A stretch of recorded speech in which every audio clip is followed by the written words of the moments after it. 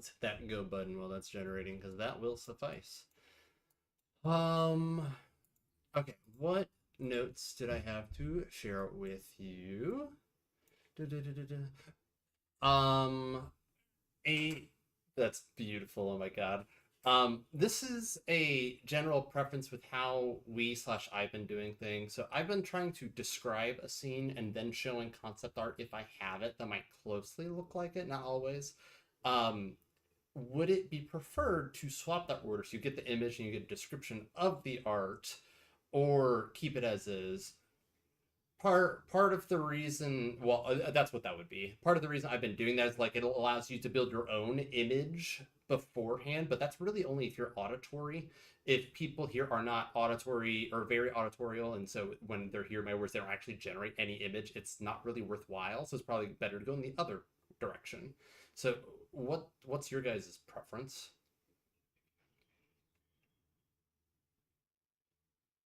Okay, cool. So I will, my notes are probably not set up for that this time, but I'll try to be good about that in the future. Um, why? Okay, I wrote down reminder that the player handouts folder exists. I don't know why I wrote that down, but it's probably relevant. Um, last time I noted that T, if you hover over an entity, targets the entity. Uh, don't forget that we didn't have any combat last time, so I figured no one would remember that. And otherwise, I think the rest of this is for me. So let's get to our scene.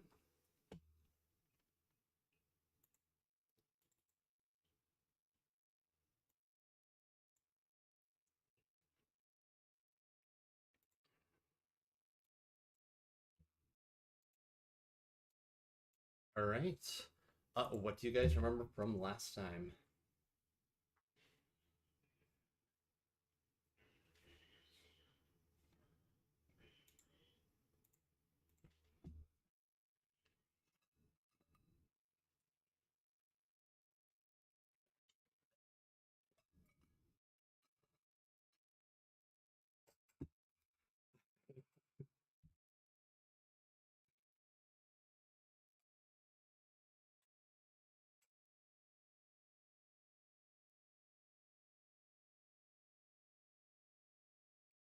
There was a lot of technical difficulties as well.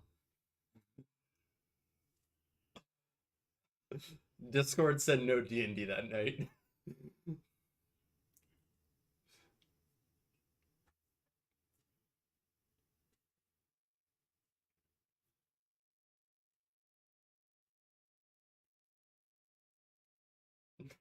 Anything in particular that you guys remember from once you were at this location, Blue Water Inn?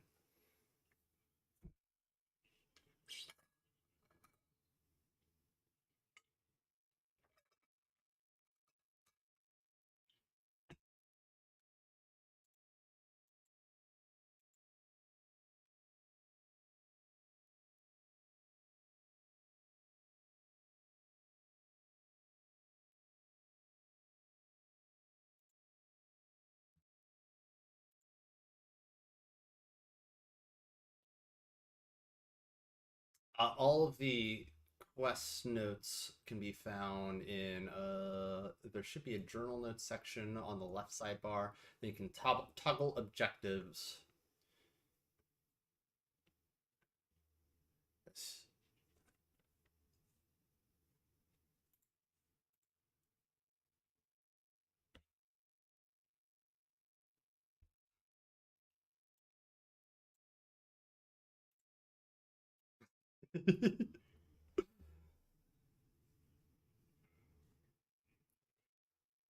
So, with that, you all have successfully taken a long rest. Please check your resources and check that that actually happened. Pep, I specifically triggered it for you because I think you were away at the time. But all of you should be full HP, have your spell slots. Think of exhaustion. I don't know what exhaustion levels people were at, but make sure one was taken off from beforehand. If you don't remember, you can probably go back to our stream video and maybe look that up in parallel and see what your token said. And you guys wake up. Cider. Cider, upon waking, you feel real strong itch coming from your leg that like you've been scratching out through the night, and you finally look at it as you get up, and it's coming from the spot you were bitten yesterday. It still looks really fresh and raw and bloody, even though you now feel like you're back to your full energy.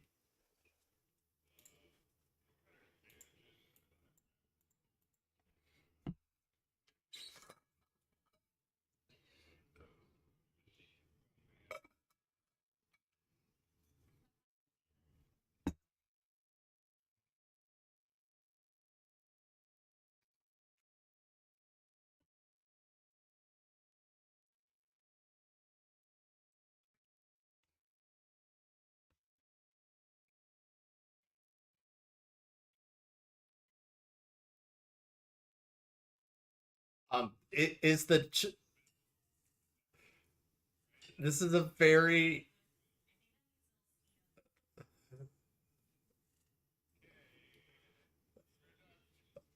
important question. Was this wolf meat seasoned?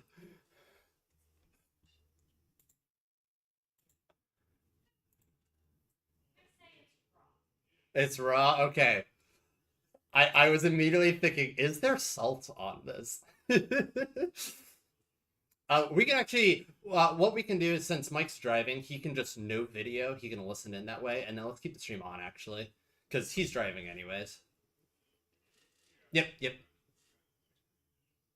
I'm able to turn off non-video participants. Yeah, so I've got 5 right now, and then with the stream back on, whenever that comes, I should be back at 6.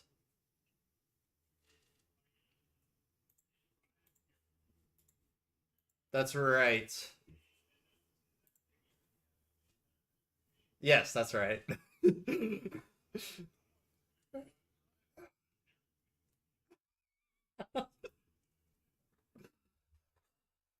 He's at a red light. All right.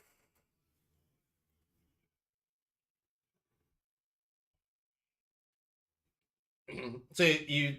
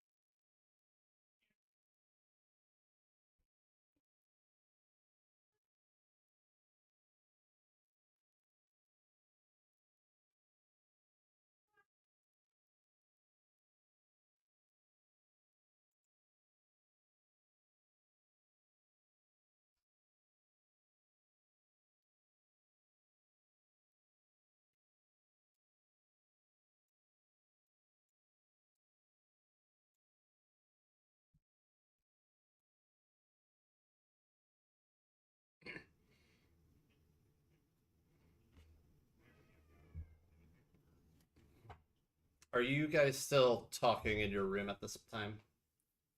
Or are you guys beginning to head down?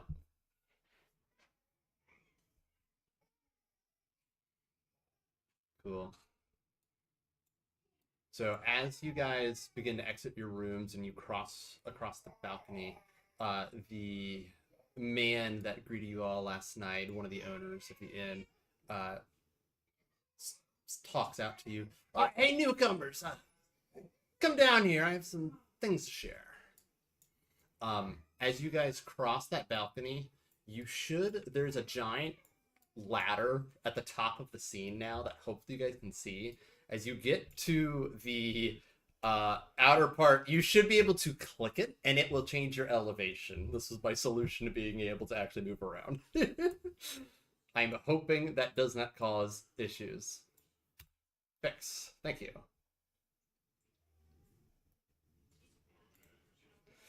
No! There's no encounters. Okay, begin encounter, begin combat, end combat. How about now? Oh my god, that's amazing. And so just click the ladder once you guys make it out, and you don't need to touch it, click it with your mouse, your cursor. It on the black section. Is it not working? Oh, hang on. Why is it a right click instead of left click? Oh, someone got it. Cider got it. It's either a right click or a left click.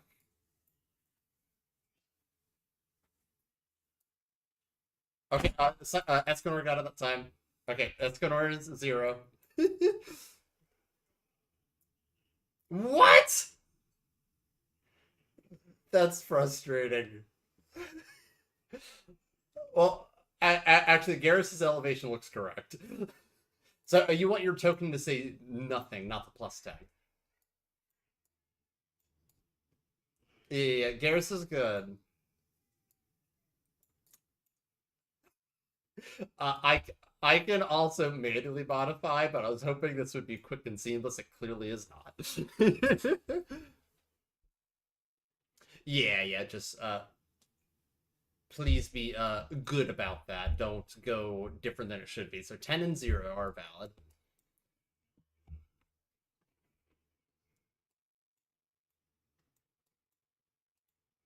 I'm manually changing you, Cider. Yeah, 0-0. All right. So you guys go downstairs to meet Erwin, and as you guys approach the bar, he lowers his voice. So, are you guys familiar with the recent political tension and law enforcement deal? I wanted to make sure you guys knew what you're getting into.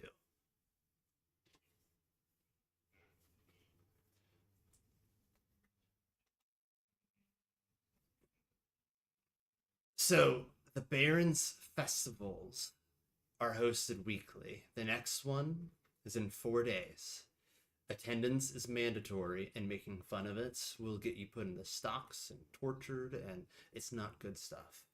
So be wary of this when around anyone that might be in leagues with the Baron or the Baron himself, of course.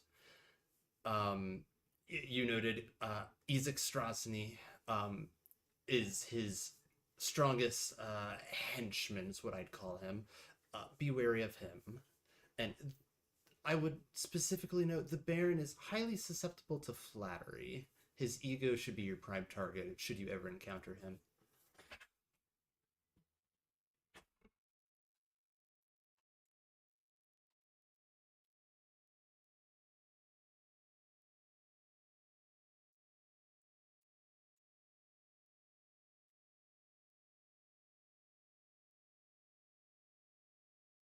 As long as they don't do anything that would upset the Baron, yes. As long as they follow the rules. It's safer here than beyond the walls.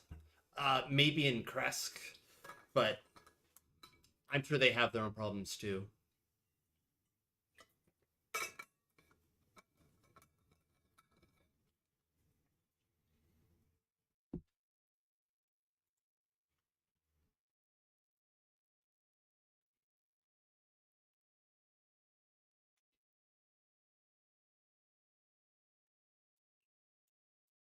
Erwin.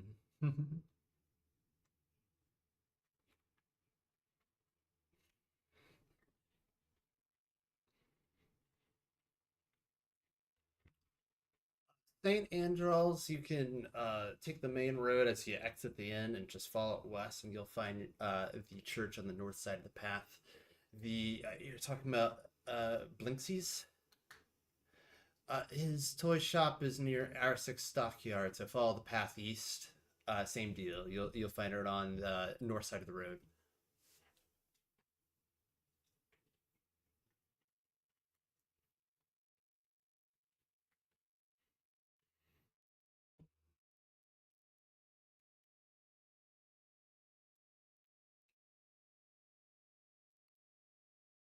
And as you guys kind of wrap up talking, you notice coming down from the balcony, I already have his token of the scene, but Rictavio starts descending from his room, which was separate from the rooms that you guys came from, different balcony. And he nods at you and then looks at Erwin. And Erwin walks behind the bar, retrieves a parcel, and hands it to Rictavio, who quickly tucks it under his coat, nods at Erwin, nods at you guys, and starts walking off.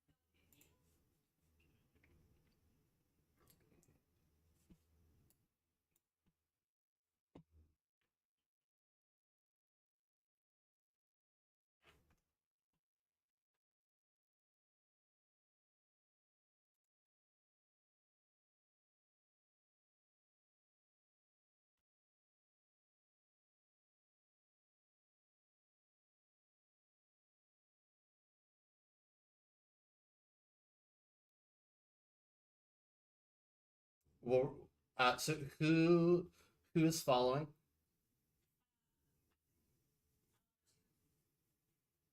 Garrison Pep. Okay, so go ahead and roll self checks for me.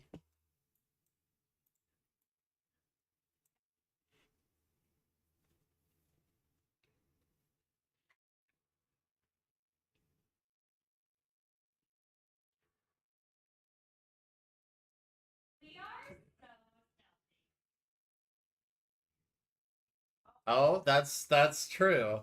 I'll give you credit there. I assume it's the same thing. It's still well, she might be proficient in it.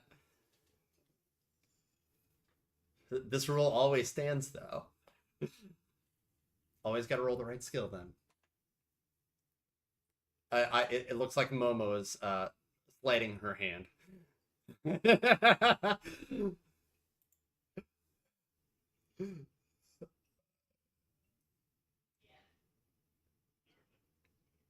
All right.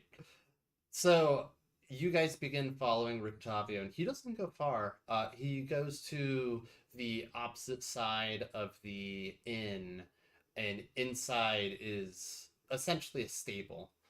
Um, you see him remove the parcel from his coat, open it up, and he pulls out two apples and he starts feeding his horse.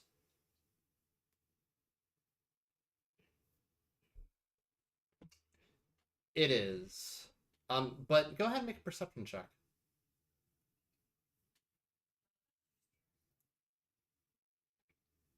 Garrus. Unless you are aiding him.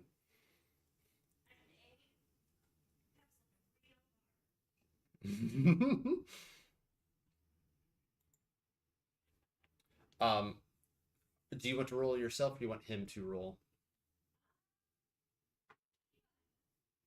Yeah. Help action, I'll leave it always up to the player's choice. As a player myself, like I always like roll myself because it's more fun to roll. But sometimes those technicalities matter.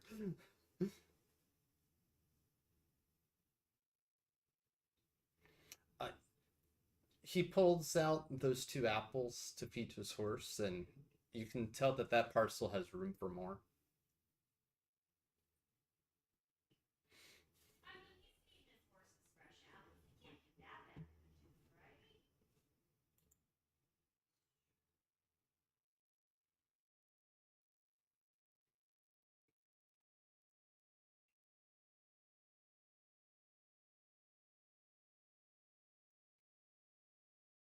So he, after the two apples, leaves the horse there and then starts exiting the stable and heading out to the main street. Do you guys continue to follow?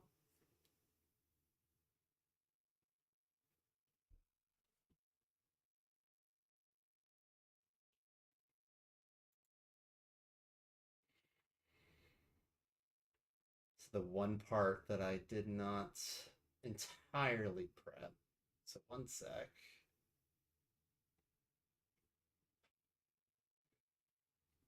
Okay.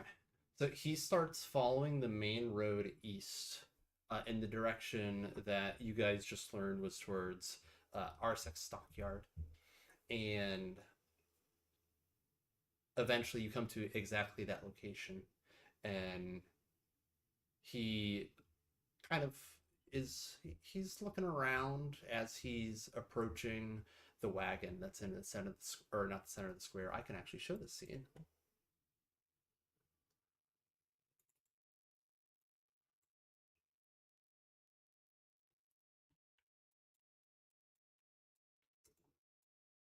You guys on the scene? Can you guys see? It's probably illumination. One sec.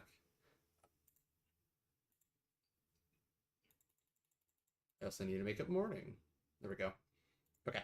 So this is our six stockyard, and he makes his way towards that wagon, and he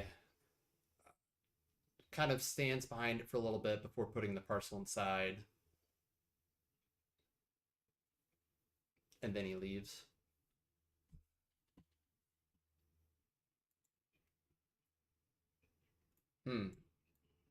Sorry, he is not left. I'm sorry. So he's standing there and seems like he is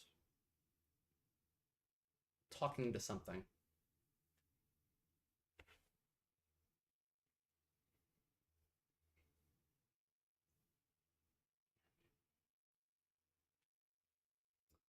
Make another stealth check, each of you.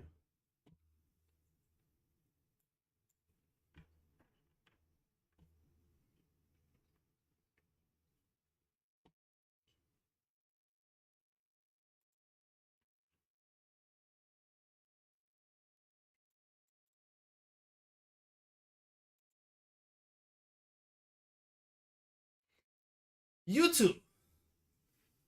You're from the inn last night. Why are you here?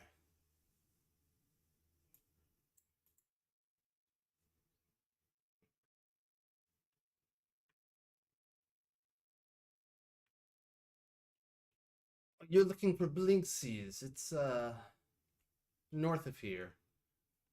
Go ahead and make a deception check at the same time. Just curious.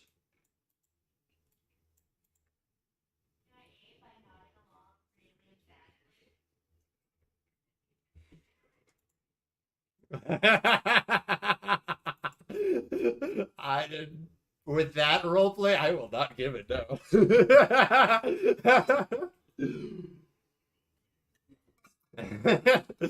The toy store is north of Stockyard.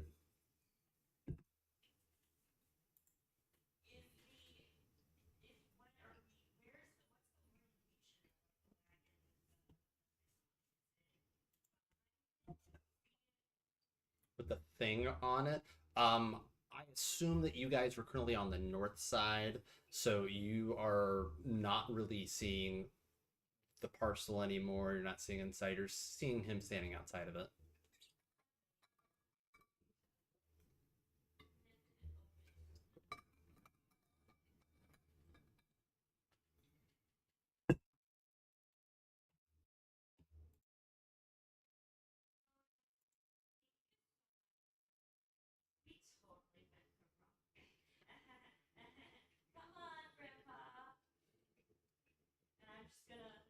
Before you leave, though, prove to me you are not spies of Strahd.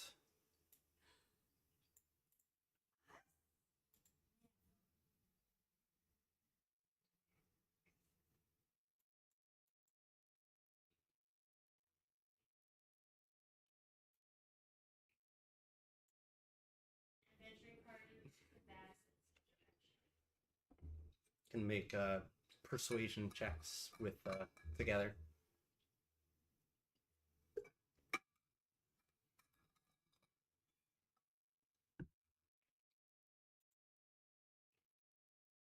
Mm. That doesn't mean he believes you, though. So this is to give your believability.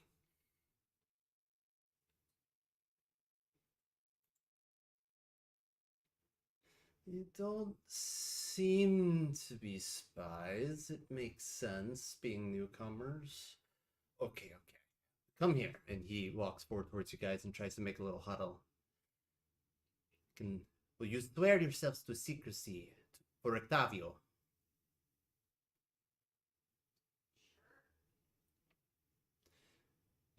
I am a member of the Keepers of the Feather, a secret society dedicated to resisting Strahd. And I'm doing my work here. So please, I need you to not follow me anymore. You might throw them out.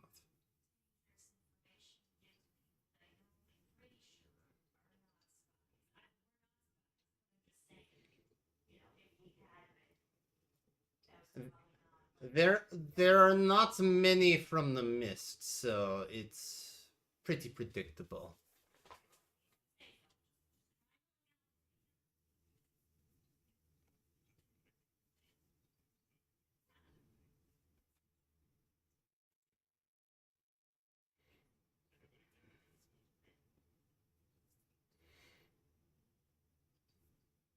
This is not the time.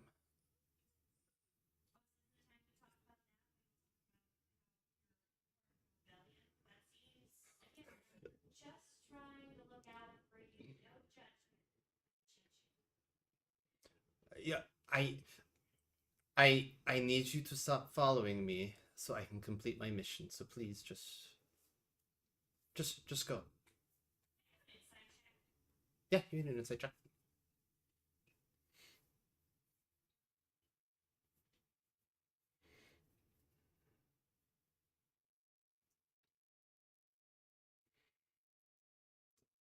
From what you can tell, you believe he's telling the truth.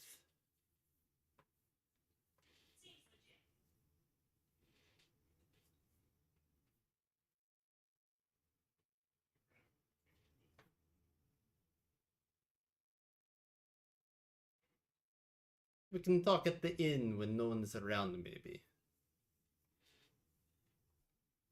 It's safe there.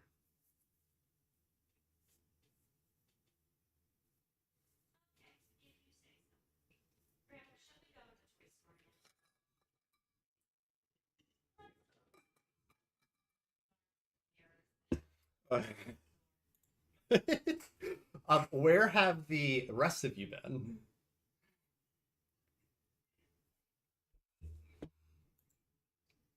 To the church. Oh God. Okay. So you were going to the church with Irina. I should have been playing this out parallelly. Sorry.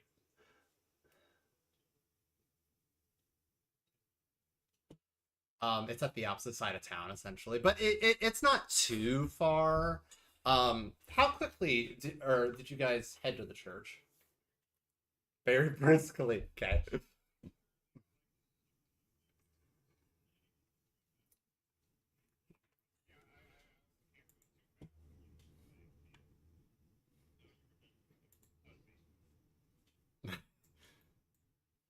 Okay. Reminder to not open any doors too quick. And Pep and Garrus are not here yet. And Irina should be with you. I don't know if her token's there. So you see the church is slouching, an old building built from stone, a bulging steeple rising from the back of the church. It's got cracked stained glass windows depicting pious saints. It's got a wrought iron fence enclosing a garden of gravestones, and a thin mist creeping among the graves. The air feels damp and cool near the gravestones, and the ground feels soft and uneven in the garden.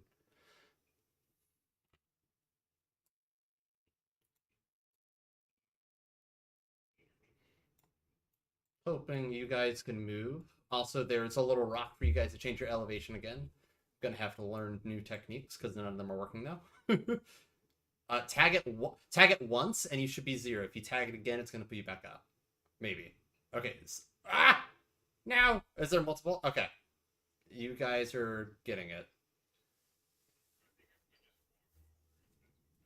Yes. Okay. So as you guys move to approach the church, you guys open the doors, and you hear a man's voice go, "Watch out!" Who was first to go? Was it Saturn or Escanor? Whoever it was. Who was the first to approach the church? One of you guys got your elevation right first. Okay, go ahead and make a dexterity saving throw.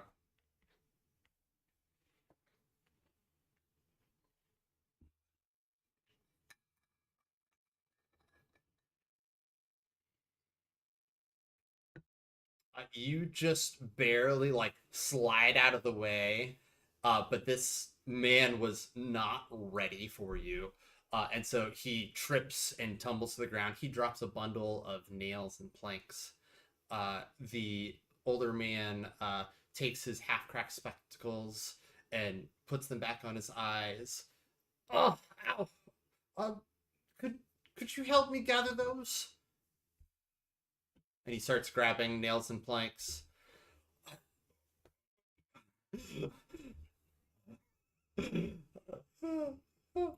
I guess nothing. I figured since you were here.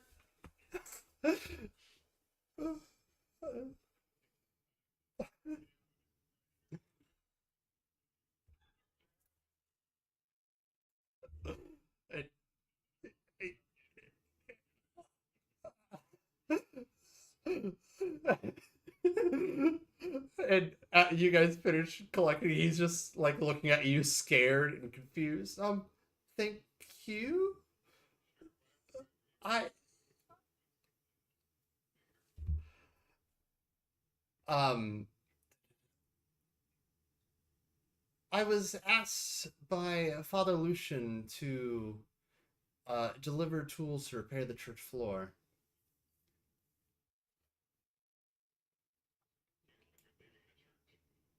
Yes, I just finished, and this is the remnants. I'm I'm Valaki's coffin maker and occasional carpenter.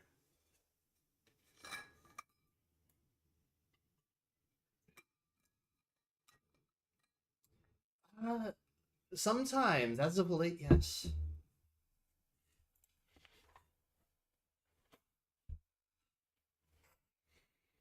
I I hope you won't need my services too soon.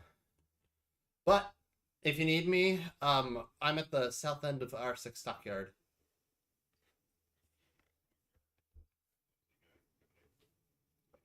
And so he takes his stuff and starts walking off.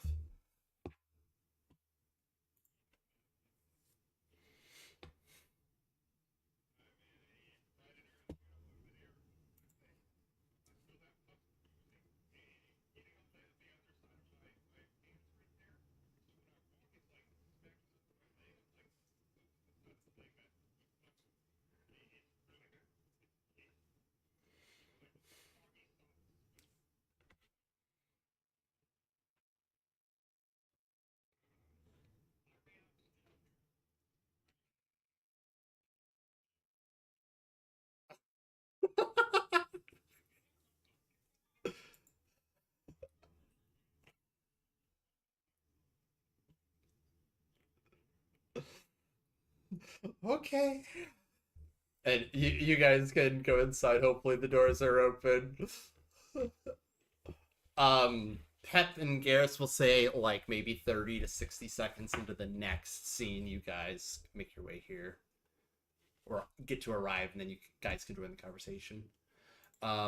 So you walk inside, and can I see what's inside? You see a old man with a long beard and priest attire, standing near the middle, and there is a man standing on a ladder trying to repair some things off to the side, and then a young boy sweeping near him.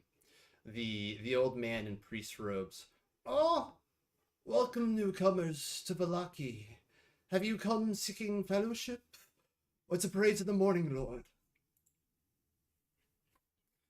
And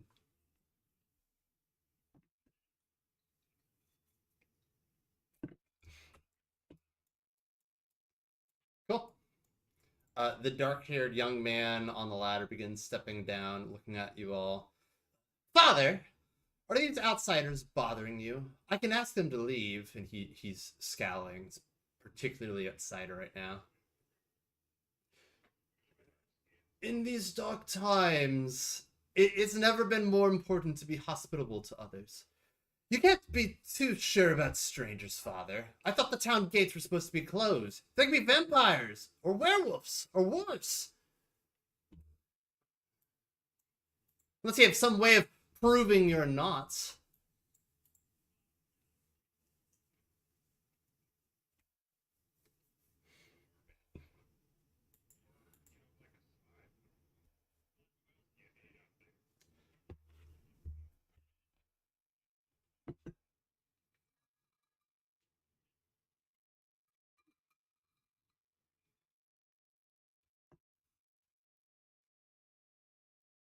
Now, friends. Minivaj, let's not jump to conclusions. Please be hospitable. You can't be too careful, Father. Be safe. And he departs.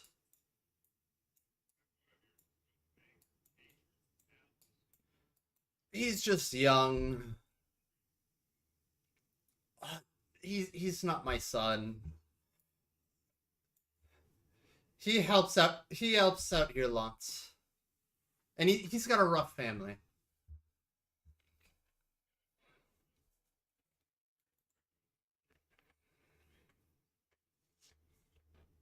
That's right. That's right. And we can say about here that Garrison Pep have arrived.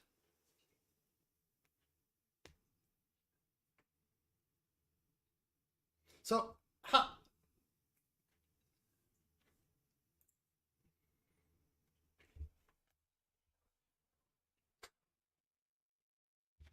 Irene is with you. Yes.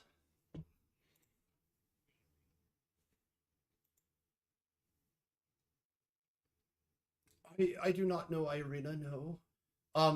What brings you here? Uh, I'm here to seek sanctuary from the evil forces out there. As you can see, and she kind of uncovers her hair so her neck can be seen. I Strahd bit me.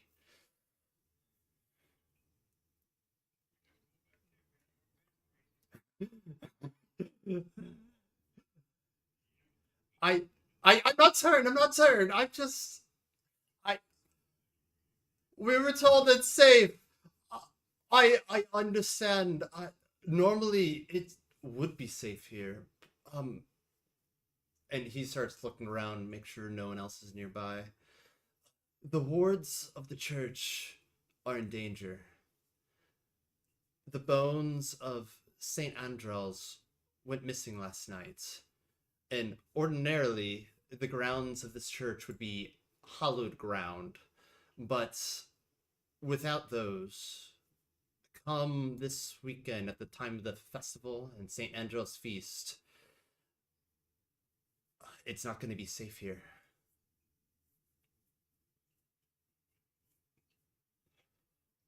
If you'd be willing to aid in finding those bones, that'd be great. And then this would, of course, be a safe place for Lady Irina to remain.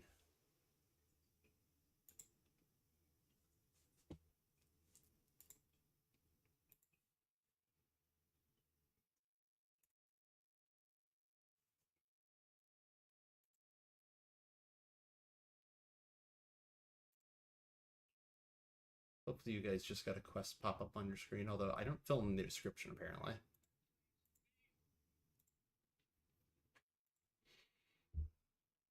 Okay, finding my location.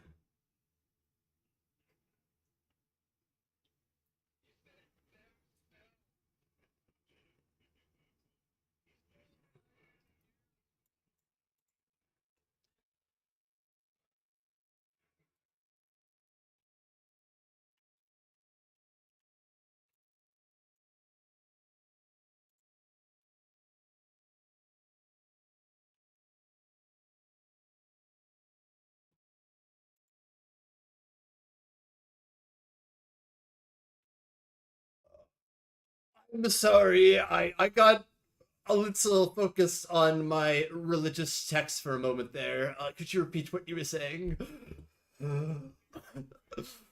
um, I'm sworn to secrecy among the Morning Lord.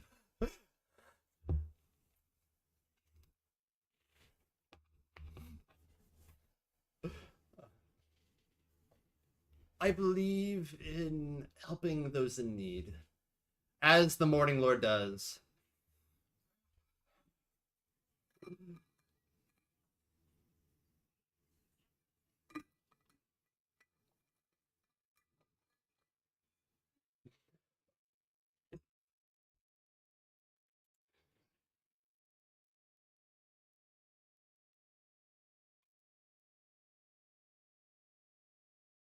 I, what? I'm sorry. I meant it when I was too focused on my religious text. What transition are we talking about? Does he want to become a woman?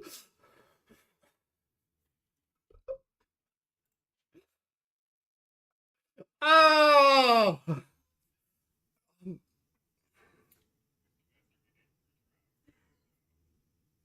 I so he looks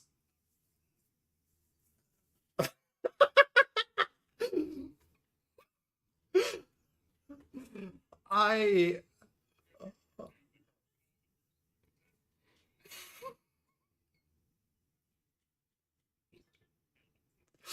trying to not trying to not cry. Um oh god. I I don't know too much about werewolves, unfortunately. He looks very concerned looking at Cider. But if I could see if I can learn anything, um, what I do know is the next full moon is on the day of the festival or the night of the festival. So, so you have a few days. Uh, there's 4 days, and then on the fifth day,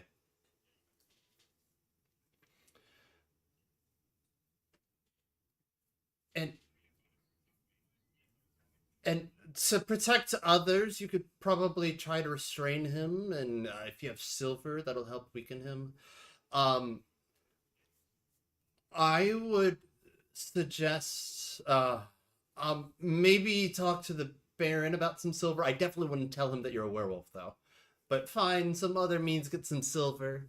Um I don't know much more, but if I learn more, I can share it. The only other thing I could say is maybe seek the um Saint Markovia, the sanctuary west of here, north of Kresk, and they're more likely to be able to help you.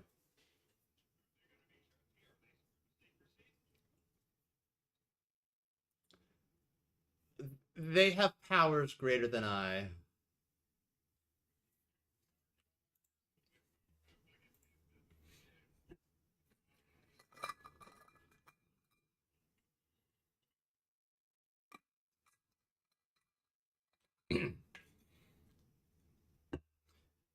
It is north of Kresk, but I think you have to enter Kresk to get there. Mm-hmm.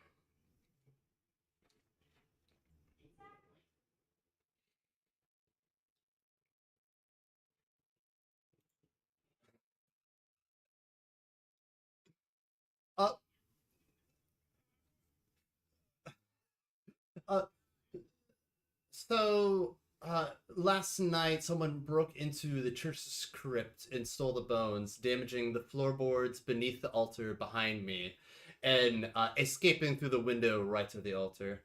Uh, and without those bones, I can't complete the protective rites that I perform on the festival to renew the hallowed ground.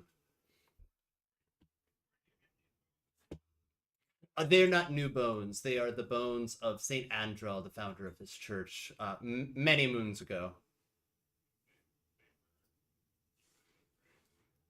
I perform a ritual with them as the centerpiece.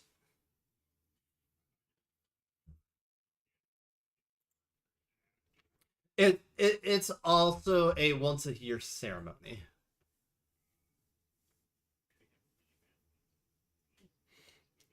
It's true, yeah. Um, I can tell you guys are not from around here. The ruler of these lands is not normally awake. At least hasn't been very much in my lifetime. So very poor timing.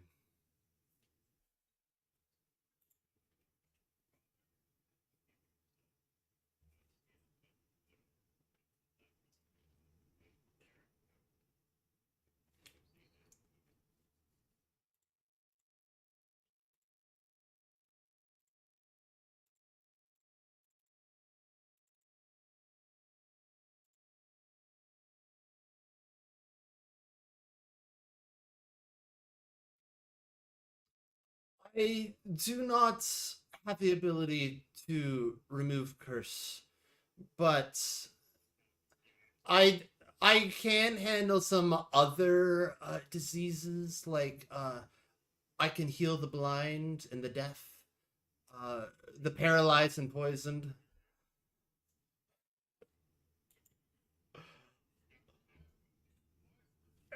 I'd prefer to not use this resource.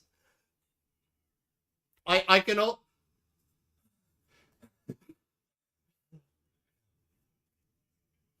I can't, but the Morning Lord can.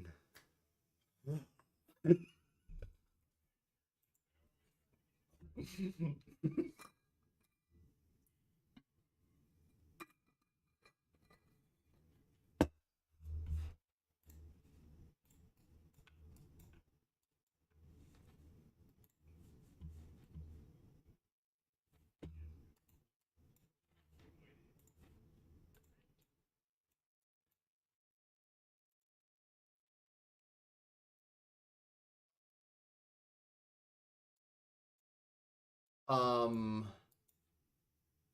I think actually he was supposed to leave. He's very he's very busy with his sweeping. He's a young lad.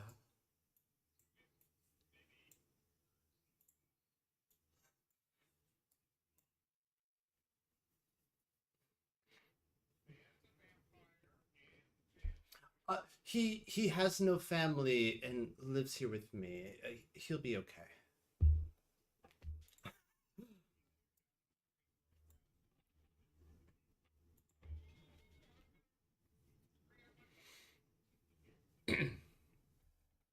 Yes, yes. You can just be gentle. Um, though I have more things that I can share and show as well. We seem to get very distracted with other things other than the bones. So when you guys were ready, I was ready to return.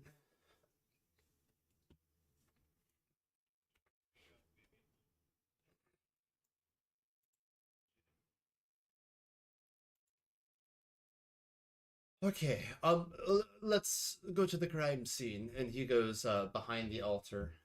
Um, so outside, you see a small pile of fresh wooden boards resting against the altar, a small pouch of nails sitting atop their surface. Not far away, old wooden floorboards behind the crypt have been pried up and broken, splintered edges jutting out at odd angles. Between them, a small dark opening descends into a dark space. And so you proceed down into the crypt, and it's a 10-foot square, 5-foot high chamber beneath the chapel. It is dark, small, damp. The walls are made of rough hewn stone blocks stained with age and moisture. And at the center stands a lonely stone slab, uh, an empty circular depression carved neatly into its surface. So I would look around the entrance and around the interior of the crypt, and we might find something.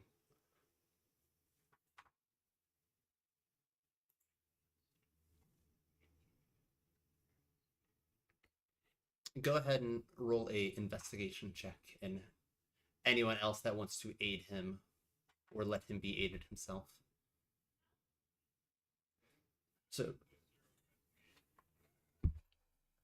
So, where, uh, Garrus, where are you looking?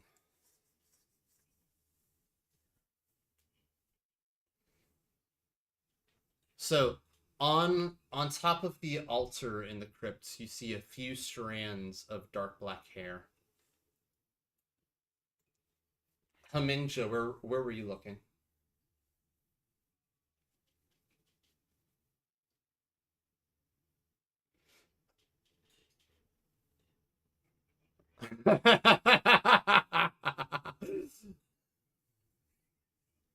um, the it's a short ceiling. It's only 5 foot high. So you see a nail sticking out of the ceiling and a torn piece of gray wool fabric snagged on that nail.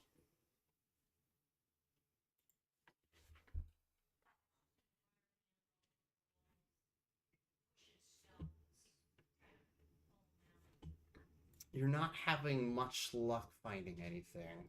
Escanor, have you done any searching yourself?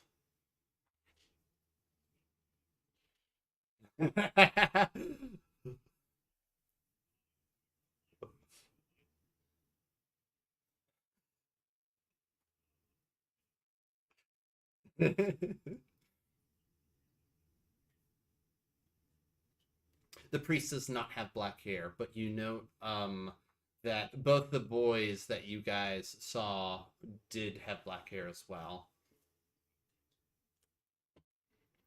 The boy that gave you guys some sass and the boy that was sweeping.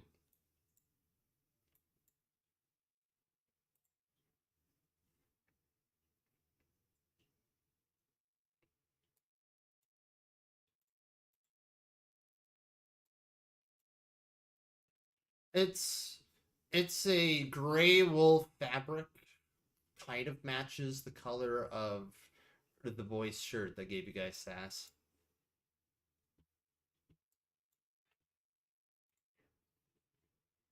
He has left, so you guys can't see that anymore.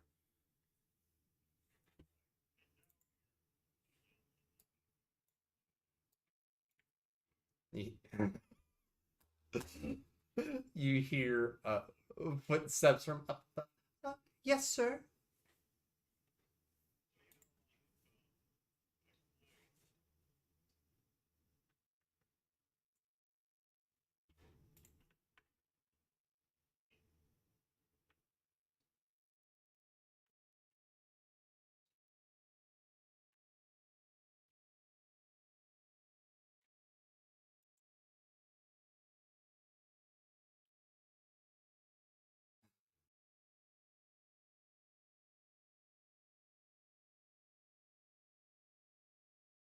Um, Father told me about the bones just a few days ago.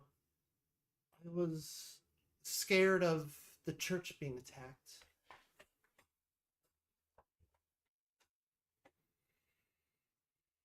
Well, Millie Vosge, I overheard him talking about some scary stories that involved the church being attacked by vampires.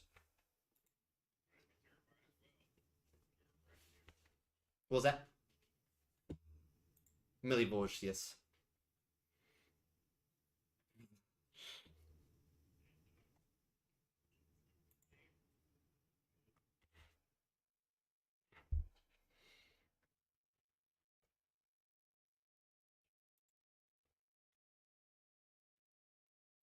That's that's not my hair.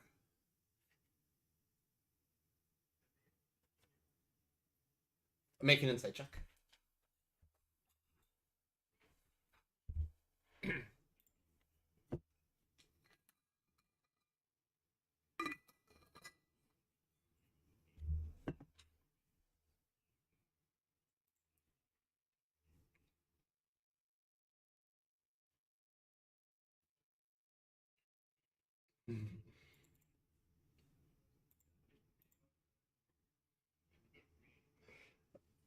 Was someone helping?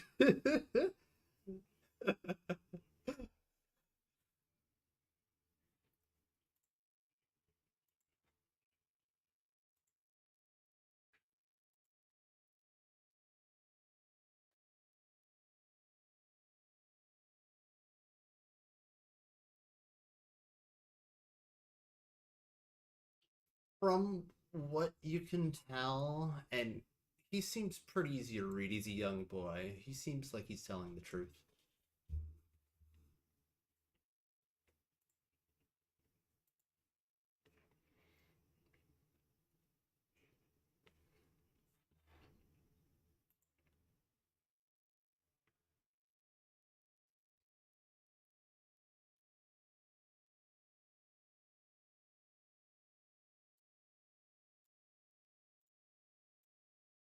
That that that's not my shirt. I don't know. He was a older boy, not quite adult, but like a like 17-year-old teenager, so he was pretty tall.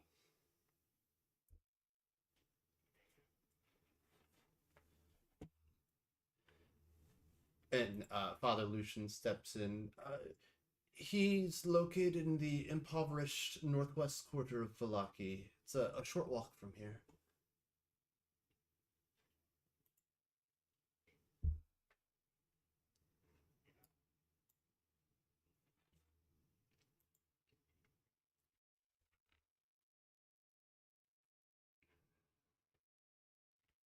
I have no clue.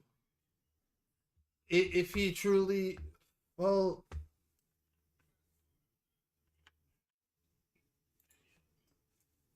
I am afraid some fell creature or wicked soul is trying to manufacture a crisis.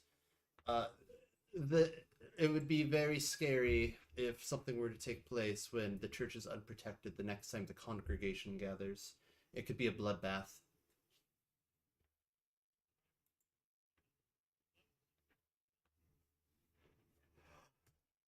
The ritual makes the church ground hallowed ground. And this is DM speaking now. Hollow is a D&D spell. I think it's like an 8th level spell that prevents creatures of a specific type from entering the area. I believe undead is one of them, but you can Google that on the side.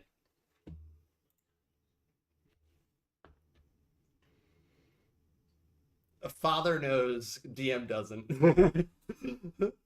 I, you, if the hallowed spell were to fail for werewolves, at the very least, we have the walls of Valaki.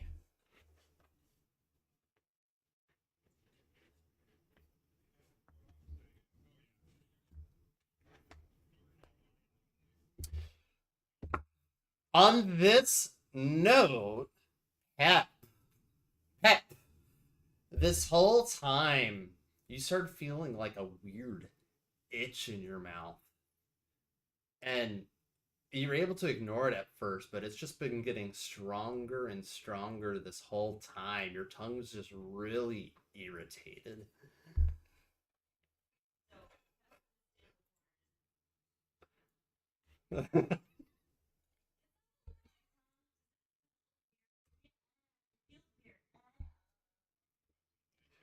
And well, your spell's not active at this time. Um, let's make a Constitution saving throw.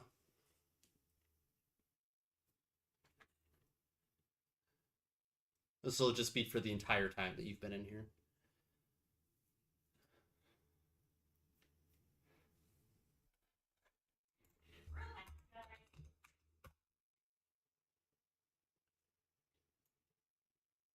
So you take 3 radiant damage.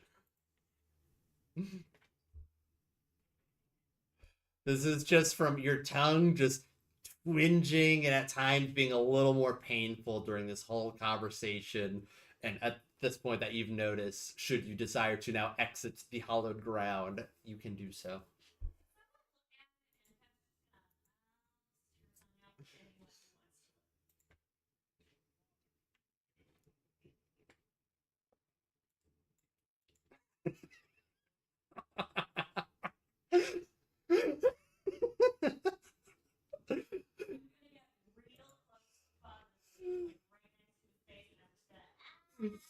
You guys seek too many answers from me. Please seek the Morning Lord for some of those.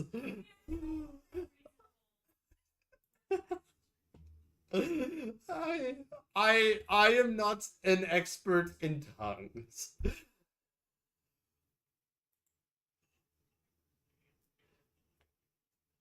It does look a little discolored though.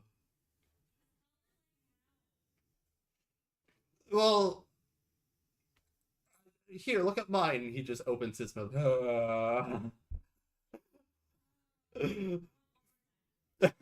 uh, he goes over to get one of the shards of glass that broke from the window and pulls it up so that you can see each other's tongues side by side. He just sticks out.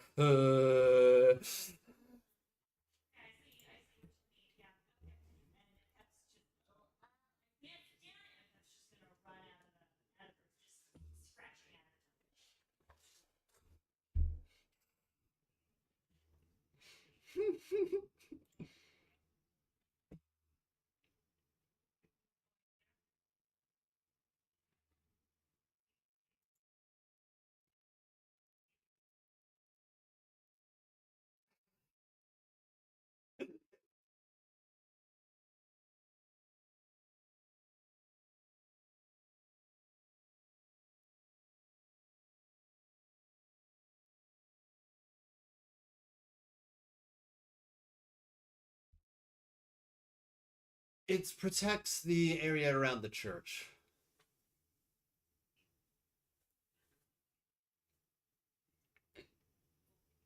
I think you know the answer.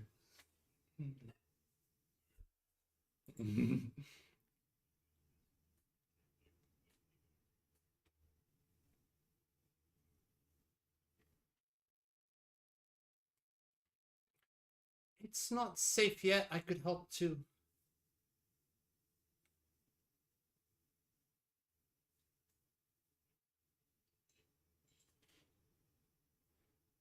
I guess it is safe at the moment. Sorry, it is safe at the moment. I could also help as well.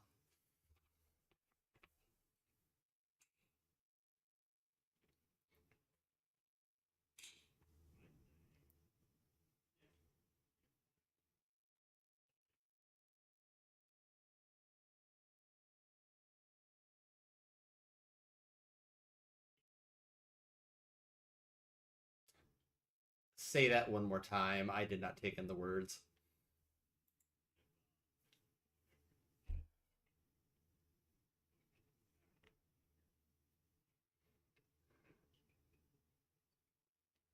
Are you talking to the boy or are you talking to Father Lucian? I actually, I would like to join you guys. I, I would like to see Millie Vosh myself. It's very important that these bones are recovered.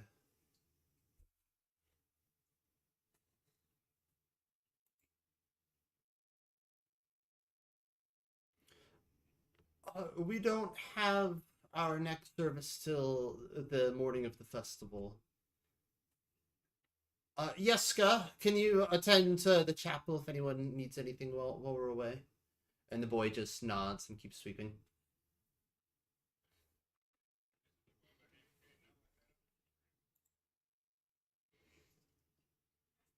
He gets close to Sire and starts whispering, he just lost his parents a couple months ago. He's having a real hard time.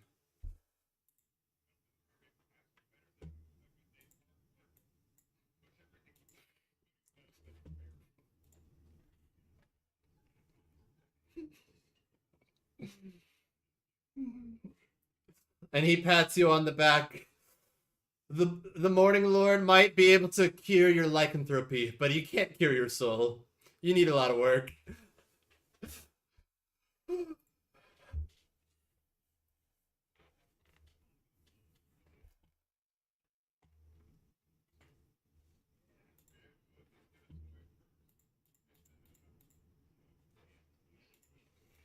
the his house is very close in a impoverished area versus the toy store is way back by our sex stockyard where you guys followed Rictavia.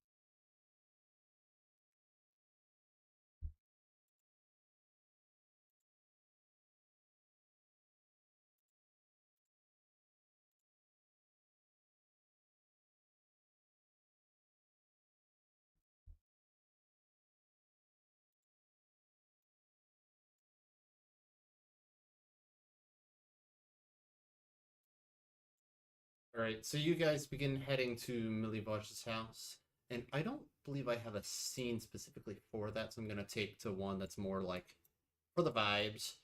So this is Valaki Town Square. Hope you guys are able to move around. So he would be in a house like this one.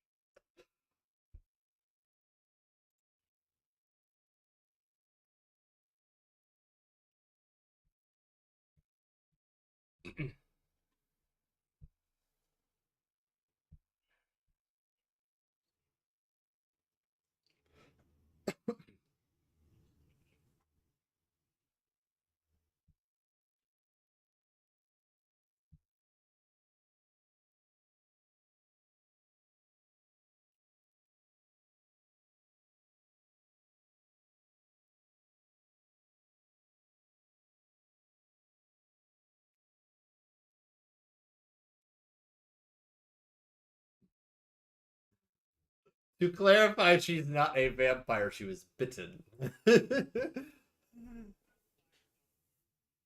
She was marked.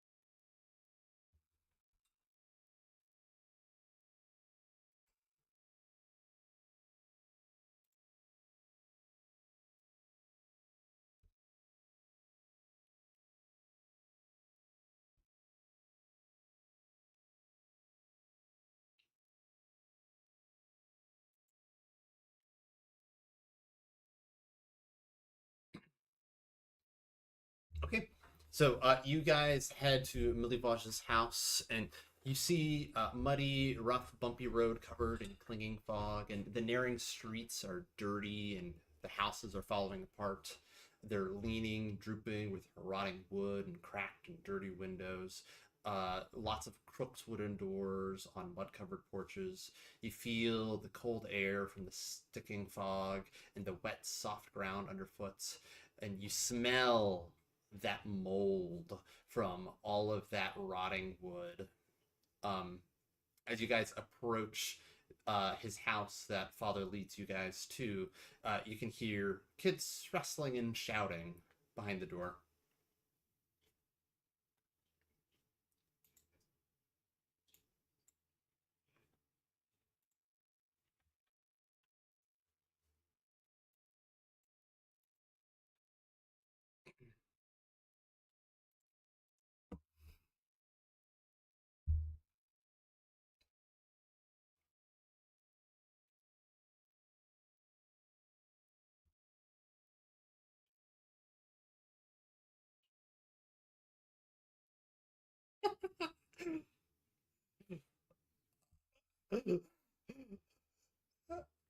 Can friends, can we be gentle with this? I'm sure he had good reason for what he did if he did it.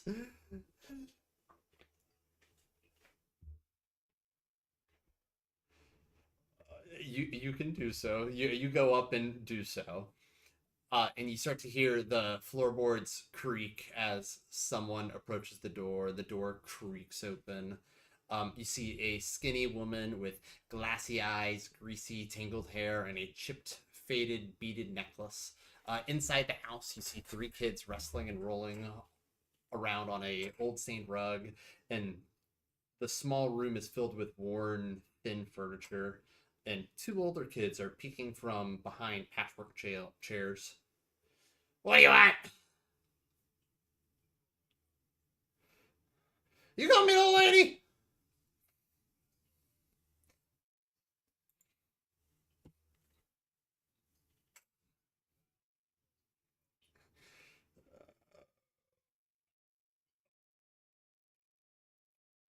Who are you looking for? My kids are good kids. You're looking for Millie? He's sick. Don't want to talk to anyone.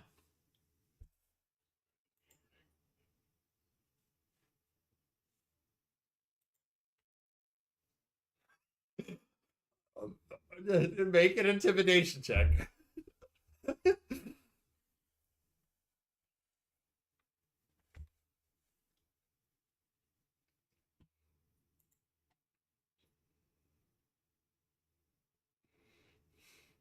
Fine. And she shuts the door in your face. Milo! Someone's here to speak to you. And 30 seconds pass, and the door opens again 20 seconds later, and you see that dark-haired man from the church answering the door, and a tiny boy giggling on top of his shoulders, and he's holding two twin tiny girls and both of his biceps up off the ground, but his face notably falters into an uneasy expression. He sets the kids down. Hi.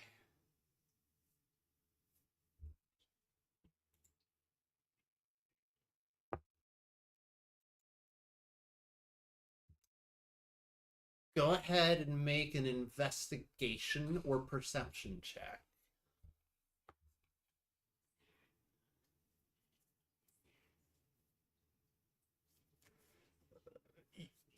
You feel pretty confident that it's made of very similar fabric.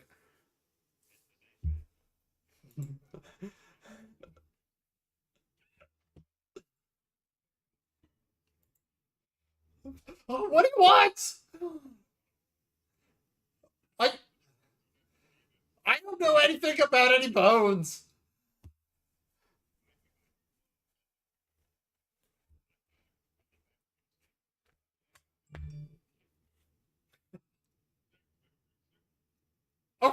Okay. I I heard about the bones from Yeska. I was listening in when he asked Father. Um, I sold the bones to Henrik for money to help feed my brothers and sisters. Um, my oh, ow, I I just want to provide food for my family. My parents stopped doing anything. They just spend all their money on dream pastries and lounge about all day.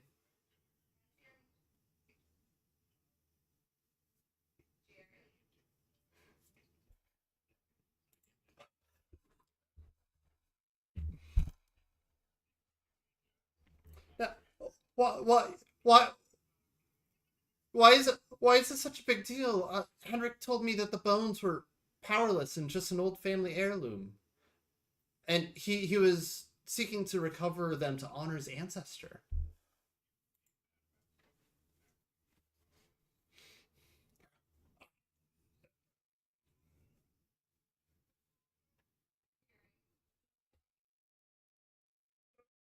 Oh God, I'm sorry. I'm sorry. I didn't know. Uh, Henrik's the coffin maker. His shop's near Arsek Stockyard. And father speaks up. I can take you guys there.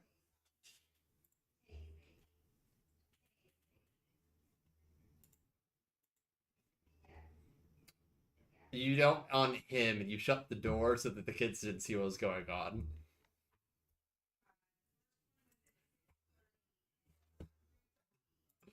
You just see one of the tiny ones looking through one of the like cracked holes in one of the windows, though, trying to keep an eye out.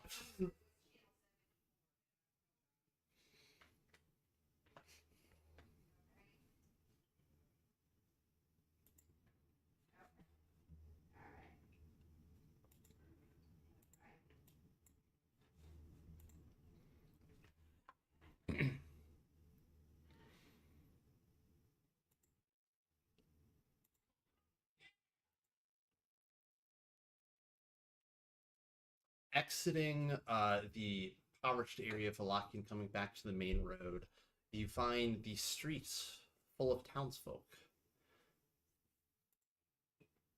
You hear the whinnying of a horse, and the townsfolk freeze and go silent, and you see a small procession to the south. Leading the procession, you see a man on top of a chestnut horse. The man is medium height but large in size. He has short, graying goatee, mustache, and a dirty face. He wears fine clothing and an assortment of jewelry, and here is an image to show with that.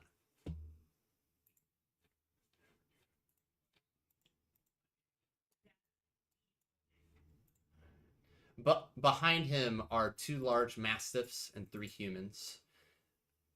And as you take in the sight, you hear a thud on the ground and a light puddle splash. And you see an old, frightened looking woman wearing commoner's clothes on the ground in a puddle of mud. Nearby her, you see one guard with his fiery, demonic arm outstretched towards her, suggesting it was his doing. And he looks down at her with his large, strong body, heavily armored, bald head, and serious expression as he slowly walks forward and stands directly in front of her and peers down on her. And this is what he looks like. And this procession pauses, and the leader turns towards the old woman on the ground. The person on top of the horse speaking.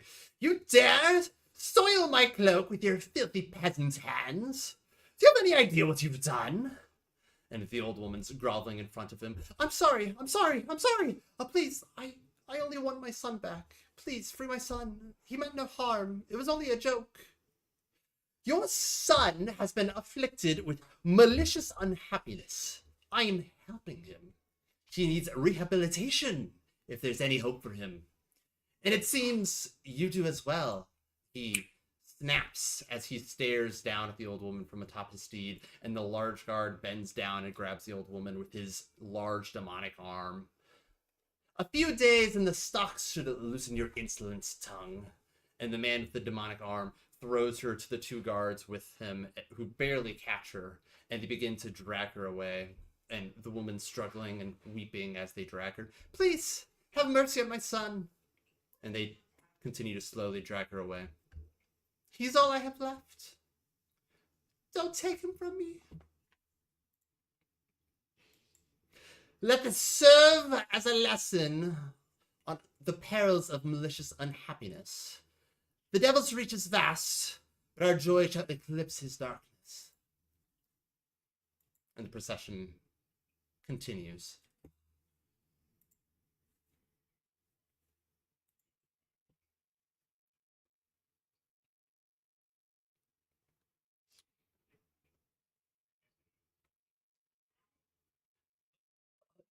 Yes, that was Baron Vargas Volokovich. And his henchman Isaac Strasny.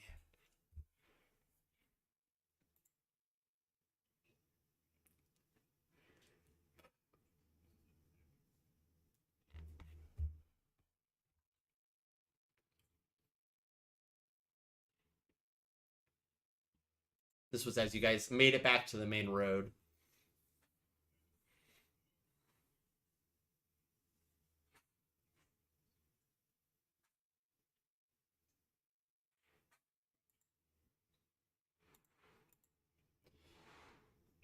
Uh, to Arsec Stockyard then. Um, are you guys going to the toy shop or the coffin maker? You've been told that they're both around Arsec Stockyard.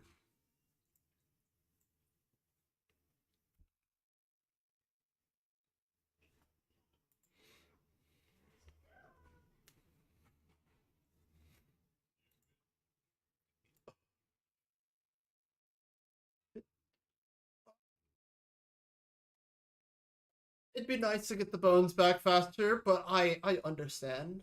The Morning Lord shall surely not be displeased.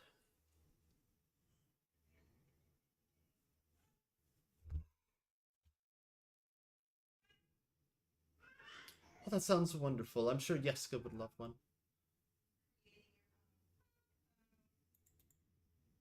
So you guys make your way to the toy shop. Where is those notes? I'm having to go back and forth between all the different things you guys are doing. Town is big.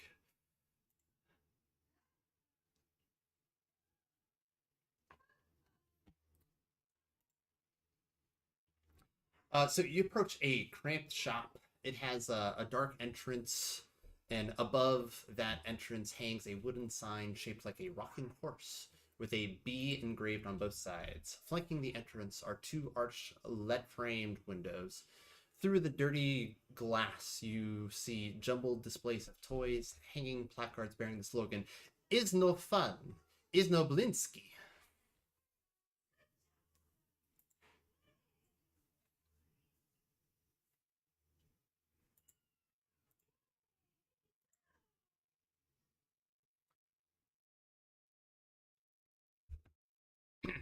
So as you open the door, you hear a little bell ring as you open the door and enter. And out of the side workroom, you see a heavyset man walking forward to greet you all. He wears a moth-eaten jester's cap and colored matching garments to the hat. Sitting on his shoulders is a little monkey wearing a pink ballerina tutu.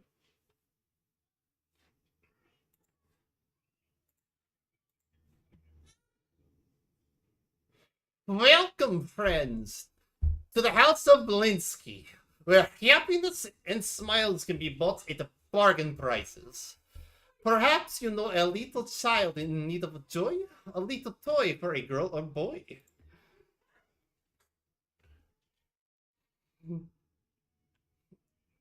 A toy for a 10th birthday. Wonderful, wonderful. Well, here is my collection. And you start browsing the shop and you see a headless doll that comes with a sack of attachable heads, including one with its eyes and mouth stitched shut. You see a miniature gallows complete with trapdoor and a weighted hanged man. You see a set of wooden nesting dolls. The smaller each one gets, the older it gets, until the innermost doll is a mummified corpse. You see a wood and string mobile of hanging bats with flapping wings. You also see a wind-up musical merry-go-round with figures of snarling wolves chasing children in place of prancing horses. You see a ventriloquist dummy that looks like Strahd von Zarovich. And lastly, you see a doll that, upon closer inspection, looks remarkably like Irina. And underneath it says, "Not for sale."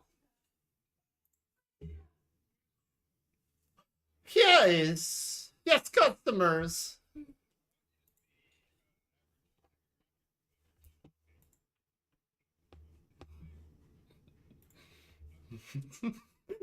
I, business is bad.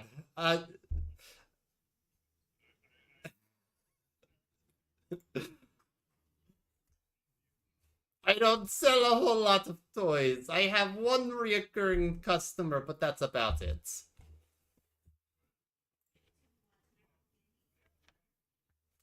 Um, I Isaac Strasny regularly visits for a custom toy.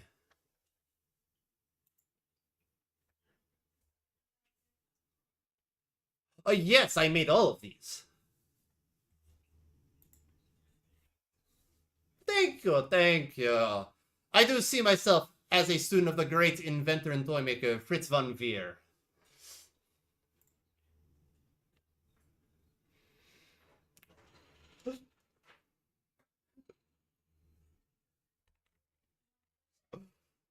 And at this point, the monkey crawls down onto the floor and walks over to Hummingja and starts climbing up and sitting on top of your head now. Um, it's not for sale, but this doll over here, and it's the one that says not for sale and looks like Irina.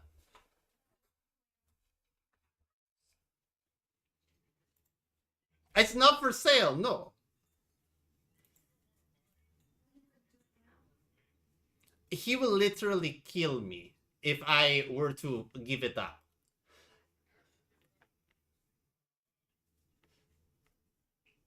Then he's going. No, no, no, no, no, no. He will hurt me tremendously. My shop flames.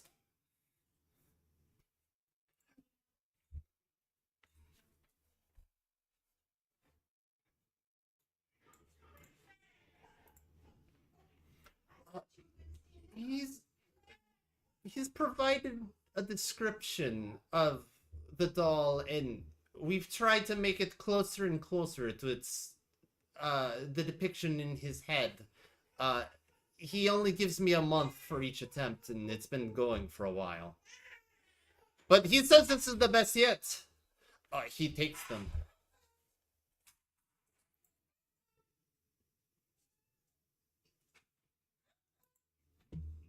She stayed at the church. Mm-hmm.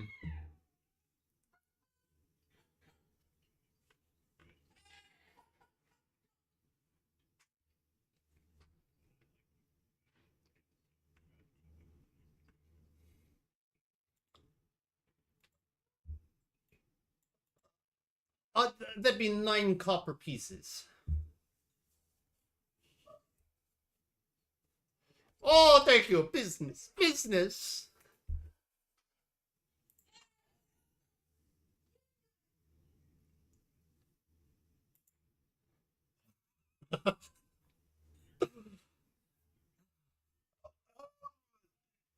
If we have to, probably the wooden string mobiles of hanging bats with flapping wings.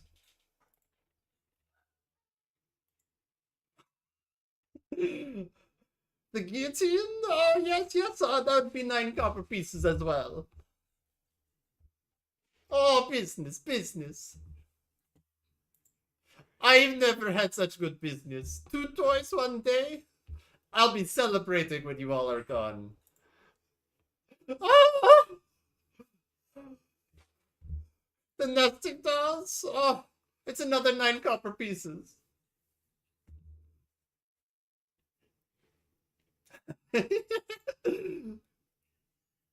Oh, this is more money than I've had in weeks.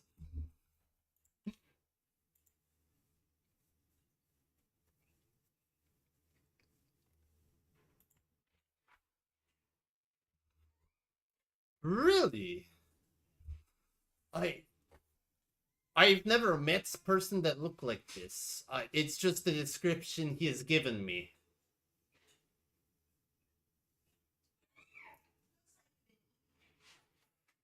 He says he dreams of her, but that's all I know.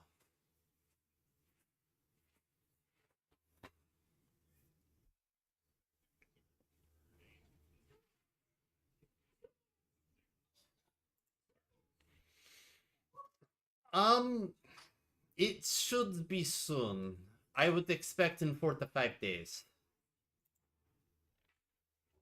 He only comes by at end of time. And then he tells me everything that is wrong with this one to improve on the next one.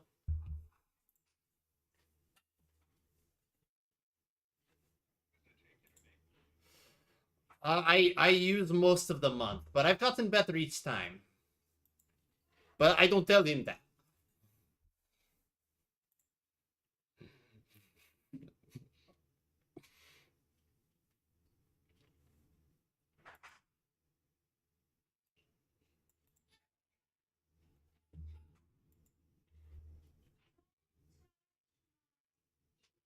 Oh, thank you. Oh, I I don't know if I could part with Piccolo. Um, I I just got him recently from a traveling scholar named Alanic Ray.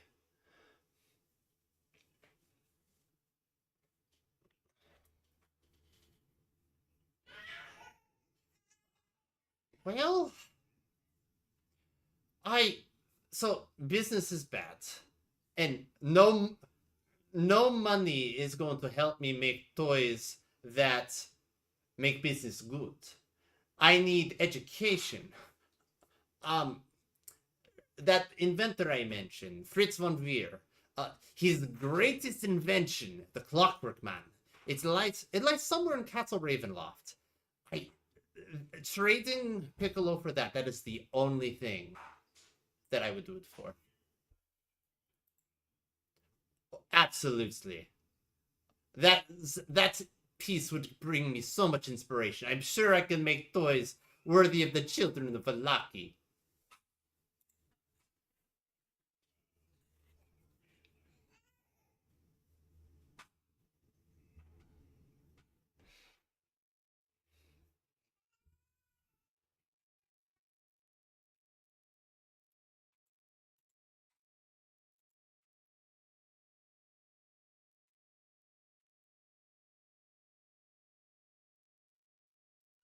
And just before you prep to hand him back, he lets out a little poop on your hand.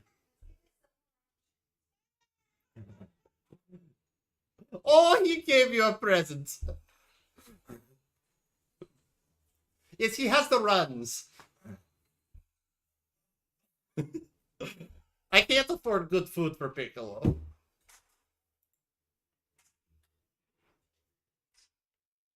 What does she?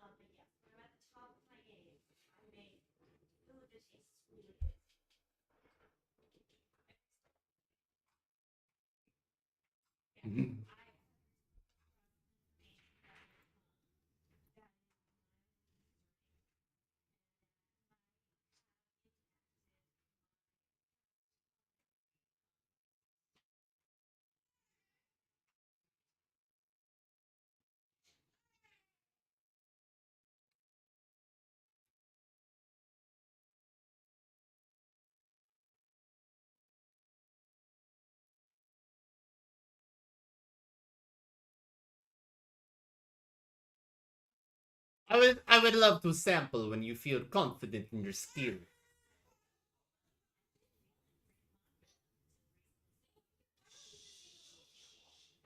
Oh,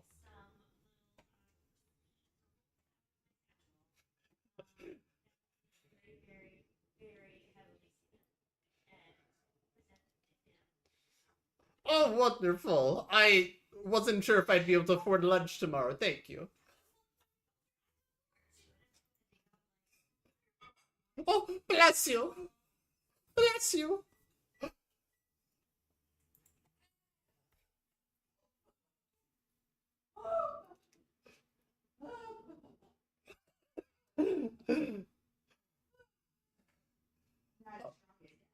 I I do know that's no good for Monkey. He had some, and he became so spacey. It's best if I keep it away from him.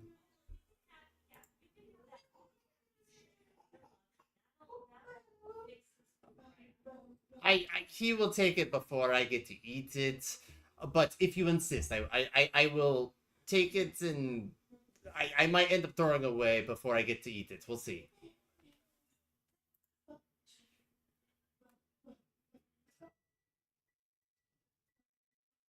I know that you only eat this at bedtime. I normally can't afford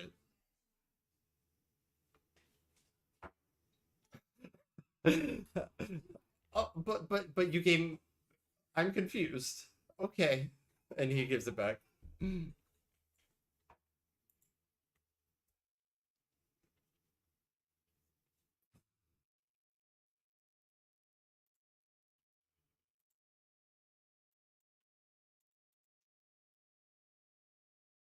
This time we'll say it's probably one.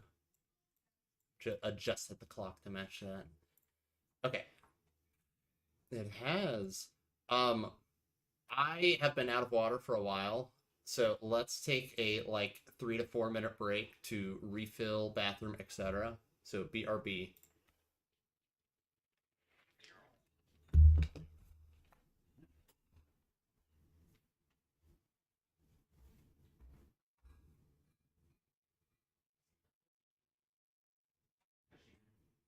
Pretty good.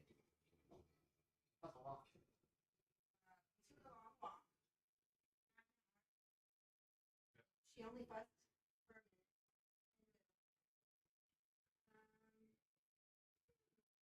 He talks to bottles. And how do we deal with musical?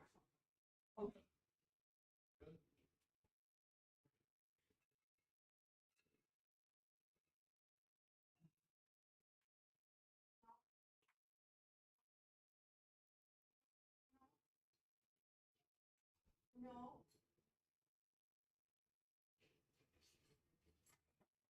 I'm not making a mess.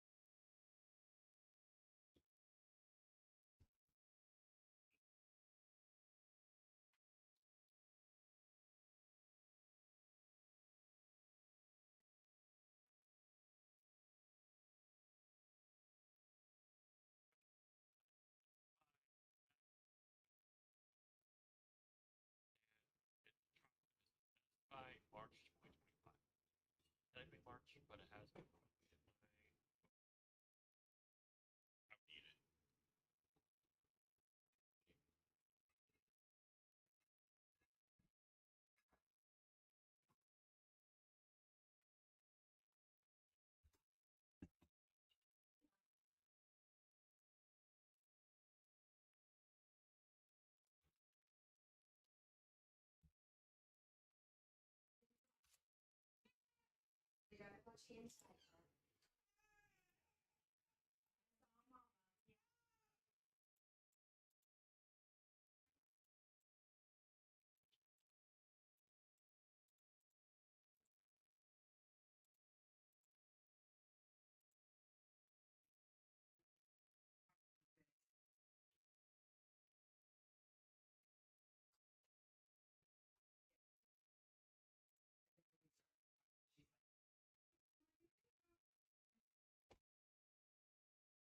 Yeah, what are you getting into?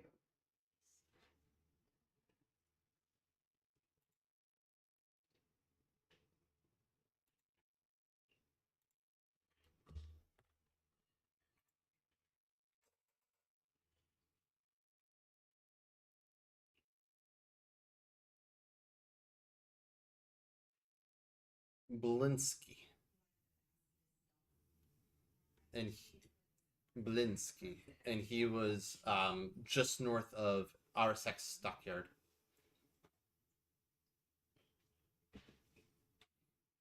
Oh, the other one. I will eventually make a quest for that as well, since you guys showed interest. That way, it's easy to keep track of. But his invention lies somewhere in Castle Ravenloft.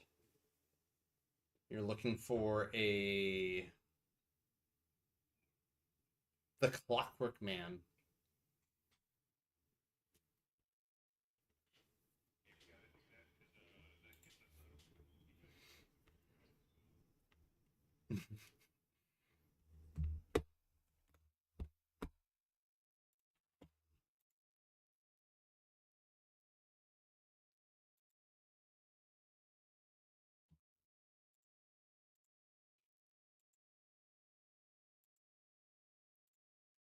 The last you saw it, it flew on top of the Blue Water Inn and was hanging out with some other ravens. Does not seem, you look around, does not seem to be following you.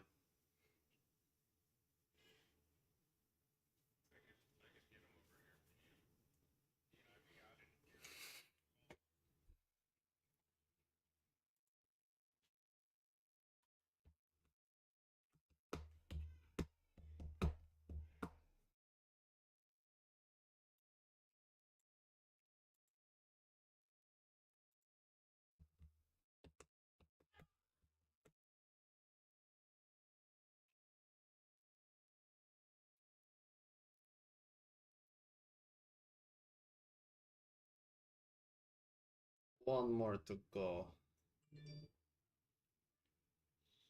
Uno más.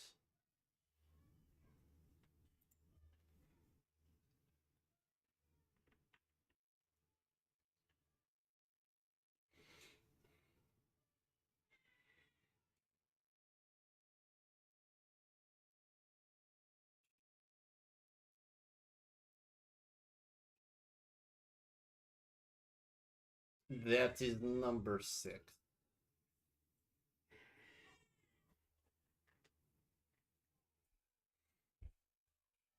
All right. Are we going to resume? Okay. This requires me to know what scene I'm going to. Oh god.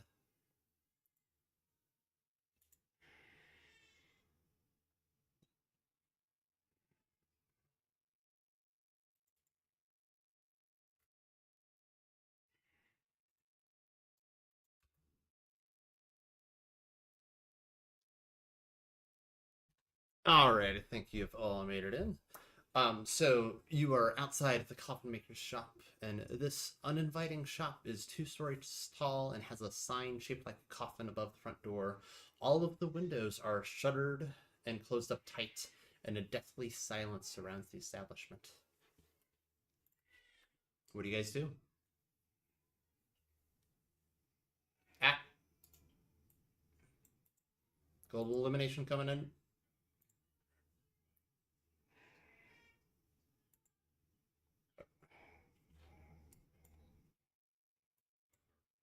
I'm assuming you guys can see now.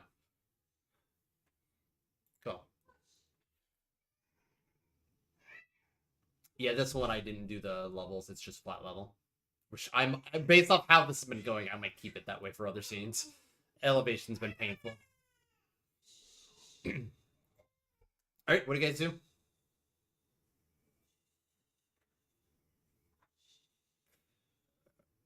You you knock, and as you knock, you can tell that there's like reinforcement on the other side of the doors, and you hear a familiar voice shout, "We're closed! Go away!"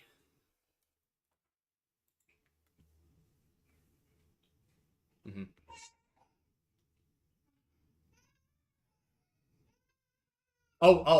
Yeah, you were AFK. It is familiar to those that were there for the scene.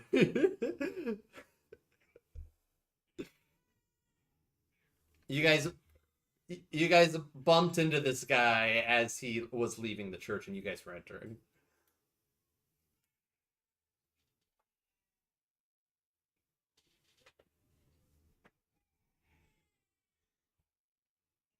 We're closed. Go away.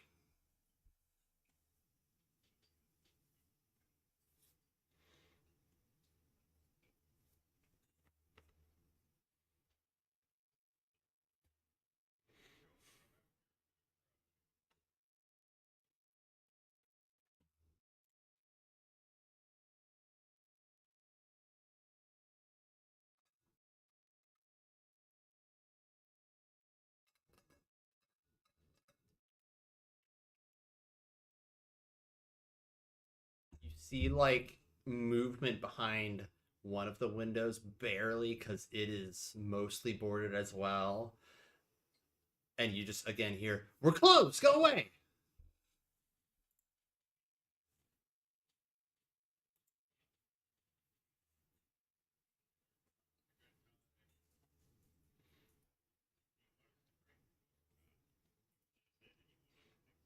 And it's just silent.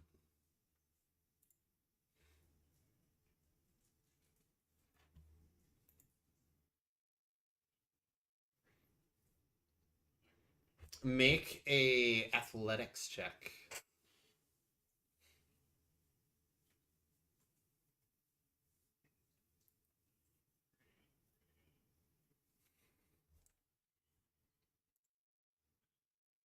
Oh, that music is too loud. There we go.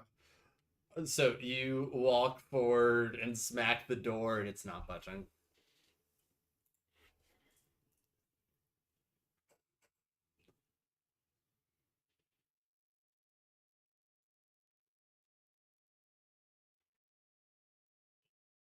So, okay. While I need to have both notes and the scene up, is there another door? That is question one. It looks like there should be.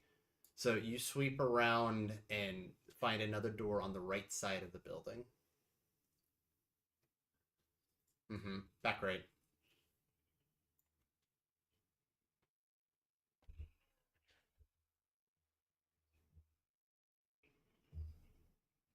You go to try to open it and it's locked, and you start pushing in. You can tell it's also reinforced.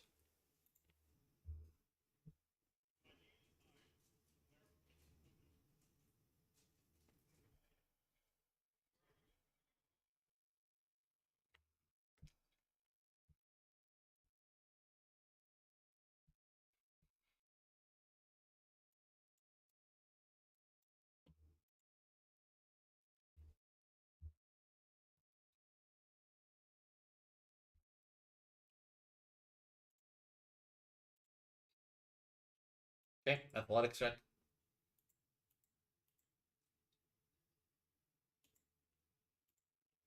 And you go forward and smack it, and you're feeling much stronger about this one. And it like eats the impact, but does not budge.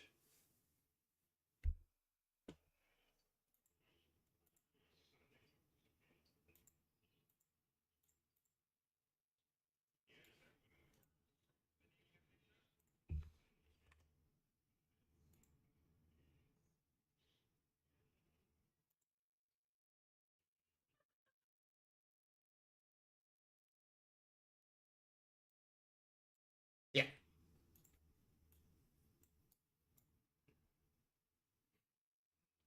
And do you are you gonna keep repeating this until it opens? Essentially, or does anyone want to help him? Same deal.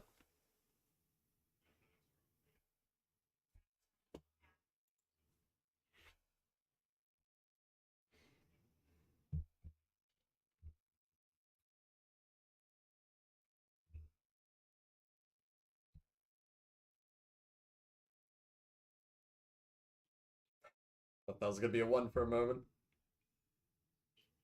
And this is just straight athletics.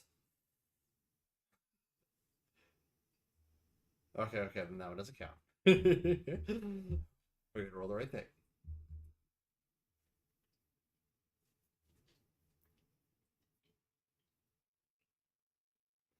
So Garrus has been wailing away on the door, or not Garrus. Humming has been wailing away at the door, making no headway. Garrus comes forward, tries to make some action, no luck either. Do you guys continue at this until you succeed?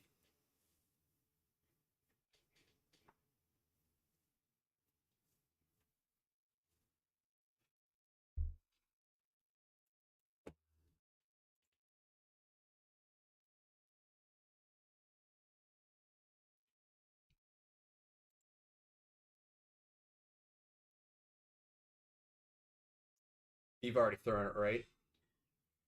You immediately hear him scrambling to move the things out of the way, the door, and within 20 seconds, you hear just tons of things falling as he's doing so. He opens the door. He's like, fire up now.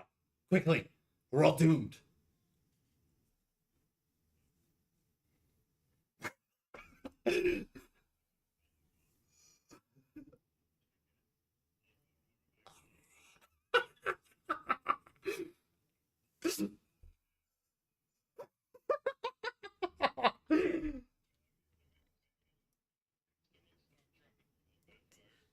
Oh, but before you do that, there are vampires upstairs. Do you have any other way? There are vampires upstairs. I don't know if you need that. Quickly, put out the fire. Put out the fire. And he's like trying to stomp on it. He's trying to stamp on it.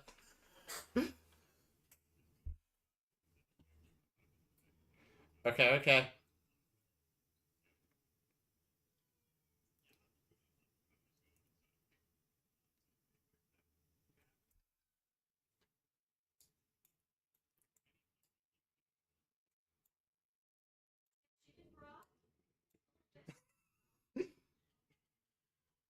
Okay, the fire bottles weren't that big, so between stomping and the broth, we'll say that actually puts it out.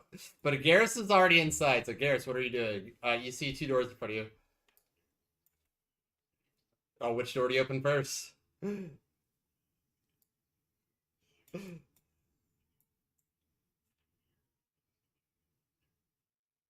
Well, do you want to open the left one or the right one?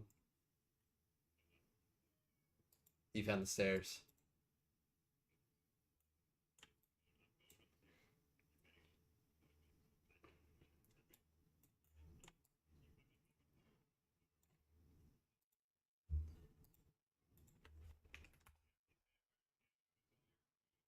Okay. Um, only on the stairs manually adjust your guys' elevation to 10 when you get there. I just did Garrus, but I'm gonna have a hard time doing all of you guys. Um, you're colliding. Maybe I have to manually do it. Ah, stop moving! Come back! Come back, Cider!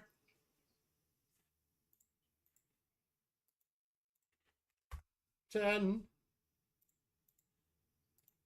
Oh, and Father Lucian with you guys as well.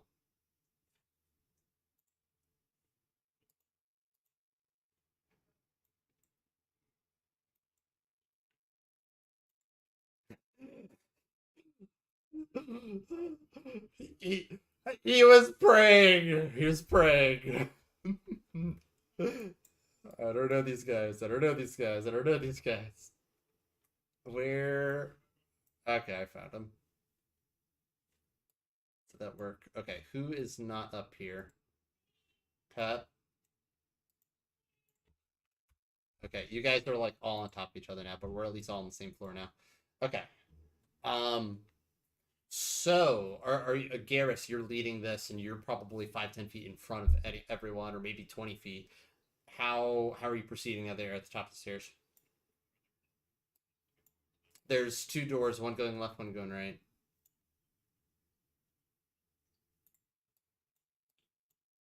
So inside you see a lot of storage, and I don't have the art correct, but there are three of those crates are coffins instead of boxes. You also see a faded green tinged pentagram, 5 feet in diameter, burned onto the floor at the edge of the room. And now hang on.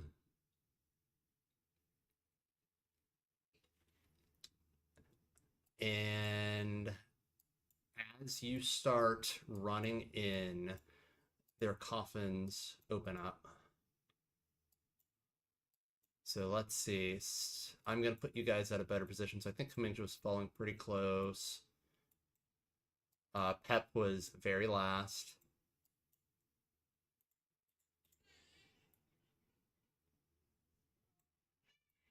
This is fine. And now where's Father Lucian? Where'd he go? Did I put him on the first floor? I put him on the first floor.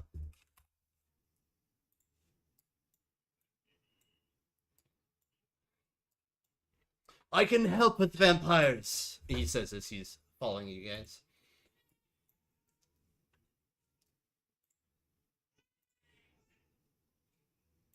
Okay, and arising from the coffins, you see two very pale figures with long nailed hands, and their eyes are very red. And from the farthest one, you see a woman with tall, dark hair and an elegant, long, yellow ballroom dress.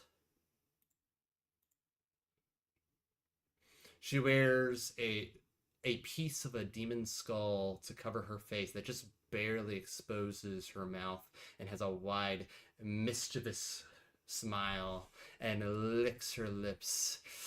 Well, if it isn't my lord's new toys, and she raises her head and looks down on you all. You're less impressive than I expected. Neither you nor my lord's other toys holds a thing to my vision.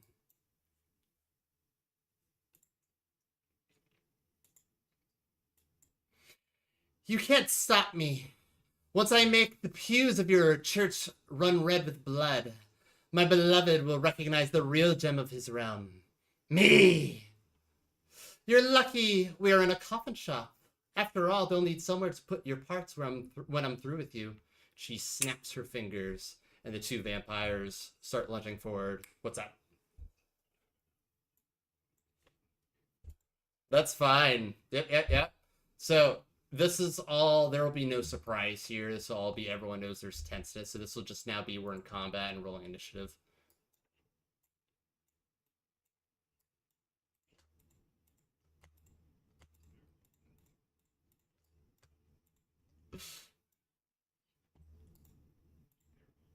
There we go. Okay, everyone's now in the combat thing.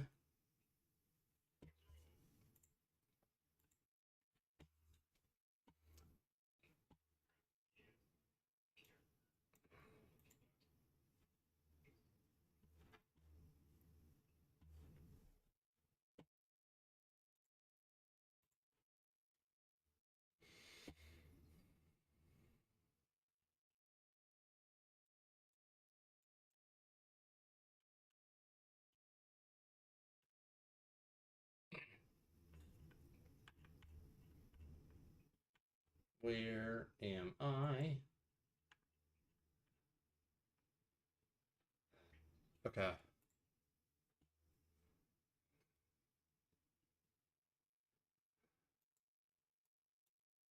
Okay. So I think one of you has an initiative feature. Was that wanted to be used? Else we just start as is.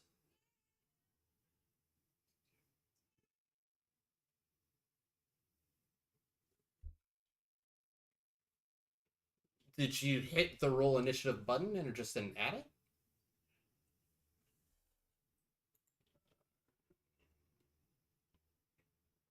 So I see that your what's your dexterity? Is it one?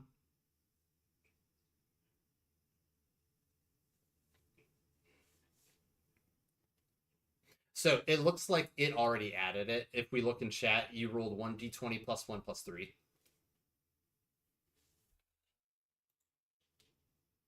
Okay, so I'm hearing we're good.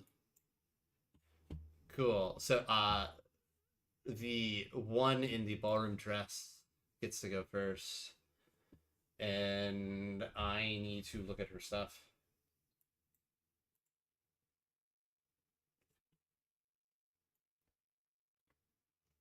Oh, I'm moving so many tokens. Don't do that. How do I unselect every token in existence? There we go.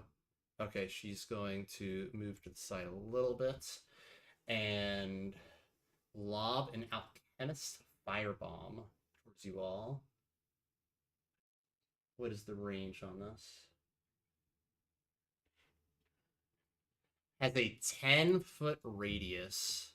So this is going to be lobbed towards Hamingja, and in between Hamingja and Cider, it's going to affect everyone there. So I don't have her attacks in Foundry. It would have been a lot to do that, so I'm just doing it separate. I need to turn this music down. So everyone there make a dexterity saving throw, I think. Double checking. Yes.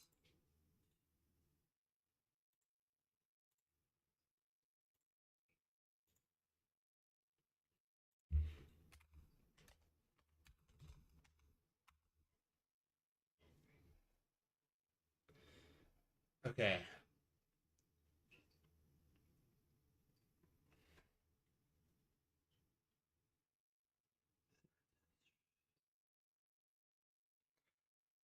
Okay, so the priest and cider, you are both set ablaze.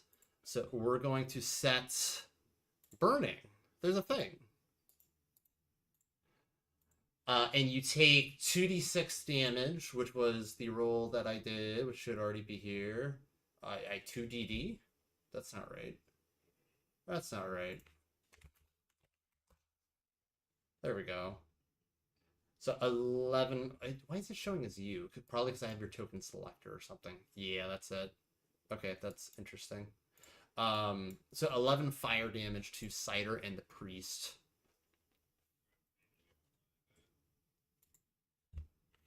Yes, manually play it.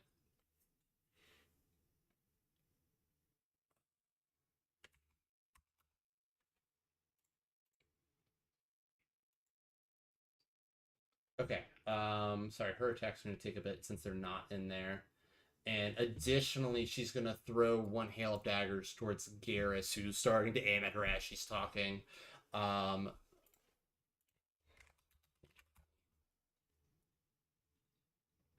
Does a 15 hit? So she hurls her dagger, just misses you, and lands in the wood behind you. Oh, I was curious what your insides looked like. And that is it for her turn. And this vampire spawn is going to lunge forward, and his stuff is in Foundry. Let me set that up. He's gonna like jump on top of the ceiling and swipe down at you using his spider climb ability.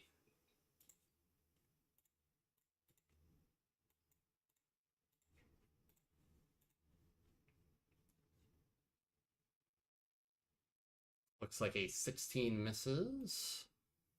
So then he's going to try to bite you after clawing you.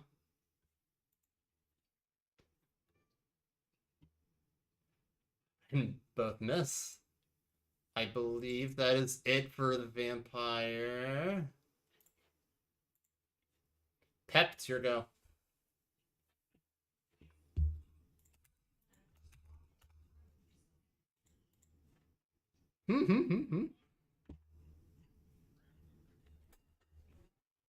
Oh, for the priest and cider, since you guys are ablaze, you will take 2d6 fire damage. Oh no, 1d4 fire damage at the start of your turn, but you can make a dex save to extinguish the flames. Sounds like it is not an action, you just do it. Mm-hmm.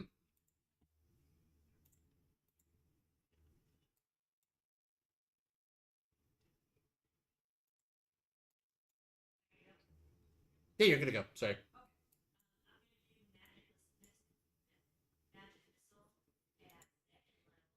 Okay.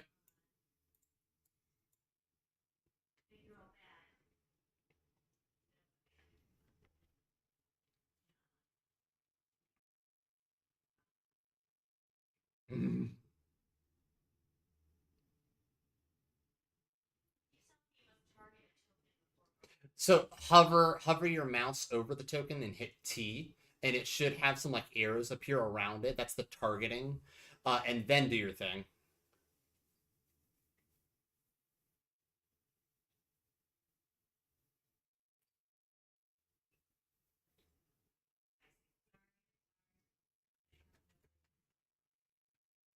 And you should have long rested and gotten all this back.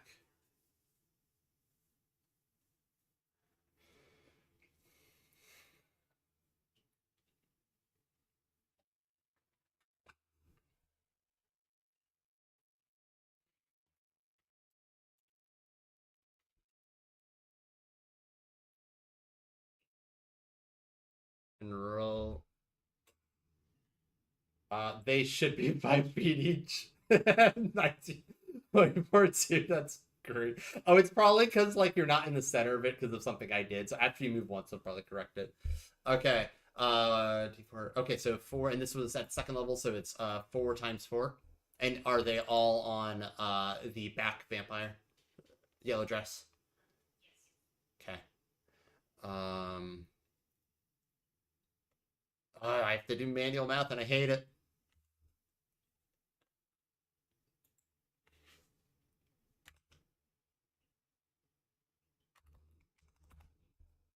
Okay, and she eats each of those impacts. Ah! You! Oh, your blood I'll drink first. She didn't hear any of that. Joe, go on mute! It's fine. Who is, I assume... Okay, you're back. Do you have bonus action? Bonus action or movement?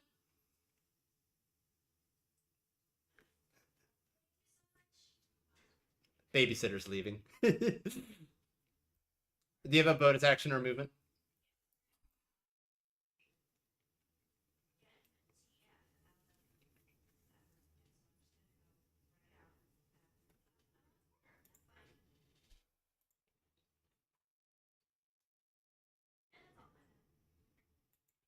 Okay. You're good. Okay, Father Lucian.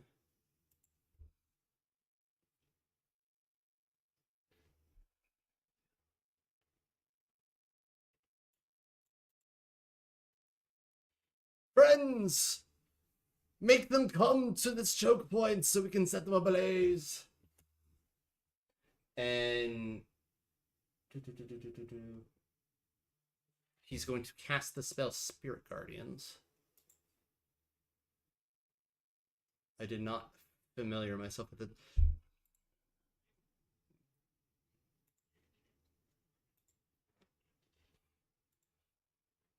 Object, great. Indie Spirit Guardians. I need to fix this. It's going to slow down combat so much. You call forth spirits protect you. They flit around to a distance of 15 feet for duration. Blah, blah, blah. When you cast the spell, you can designate a number of creatures you can see to be unaffected by it. So, yes, I know you're unaffected. An affected creature's speed is halved in the area. When the creature enters the area for the first time on a turn, it must make a wisdom saving throw. Okay. So, this is self and target 15 foot. Okay, so it's just 15 feet around him. It already put it down. Awesome.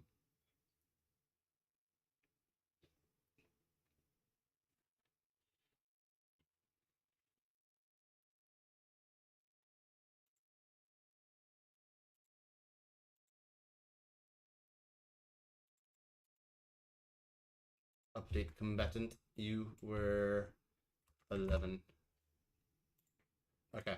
So nothing takes damage this turn from that because nothing's in it yet.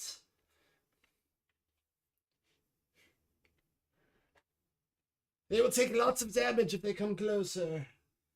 And I think that's all he can do. I'm double checking that he has any, or doesn't have any bonus actions. Is a reaction. Yep, okay, so that is it for his turn. And he's going to kind of move into the corner.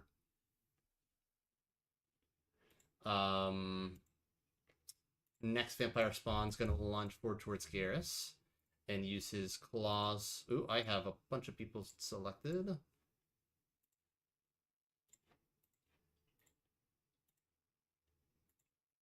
Why is this showing shift click to select multiple targets? I only want one target. Oh, T. I've never had to use that myself. It's different for me for whatever reason. Ooh, natural 20.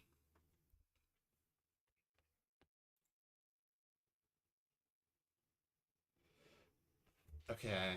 Did that automatically do everything?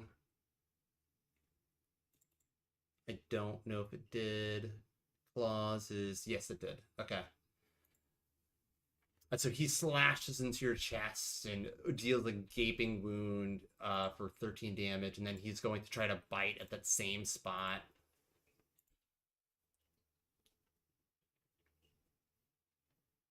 Looks like that hits, so he's rolling damage.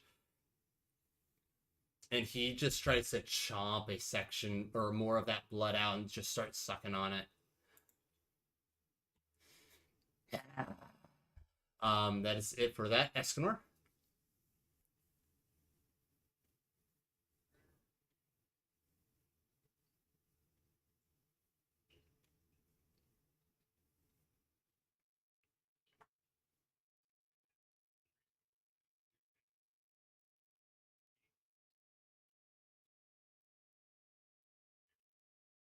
Oh, thank you, thank you.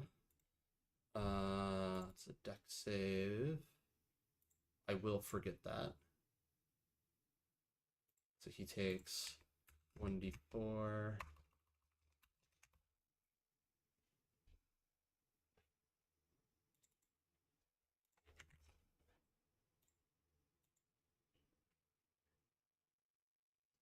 Oh, when he has to roll a concentration check. It's a con save. Good.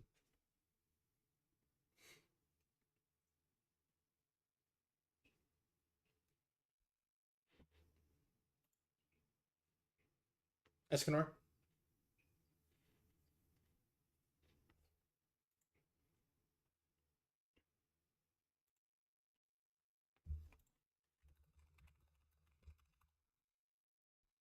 Ooh. And that's just flat healing. Awesome. So I'm checking all those. So it should have just applied healing to everyone.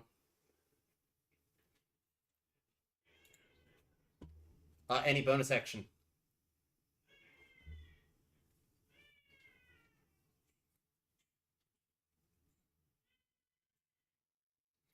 You can't cast 2 spell slots in the same turn. So if you use a bonus action spell slot, you can still cast a cantrip. If you're a sorcerer, you can use like quicken spell or something like that to make it so it works. Did it consume a spell slot? I assume it was a second spell slot, so you can't use another spell unless it's a cantrip that uses a bonus action. I don't know if that exists. Cool. That brings us to Garrus.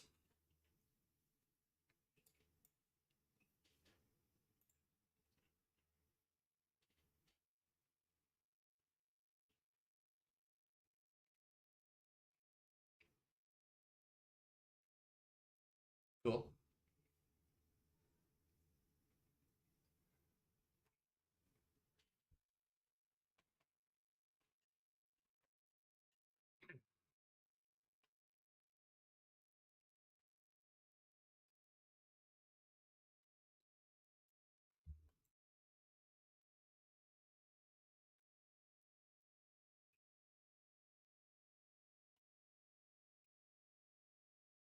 No, that misses. She just slashes the arrow with her claws as it comes her way and smiles under her mask.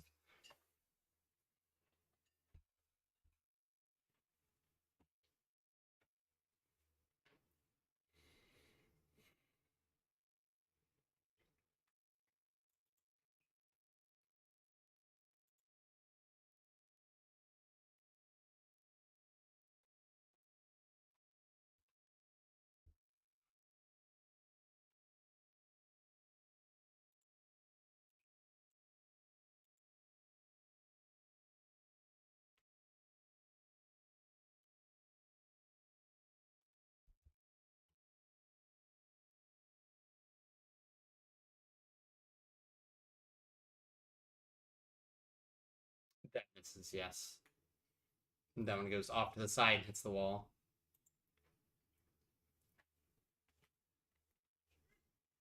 He starts so hard. Oh no. I wonder if it's thinking it consumed your action.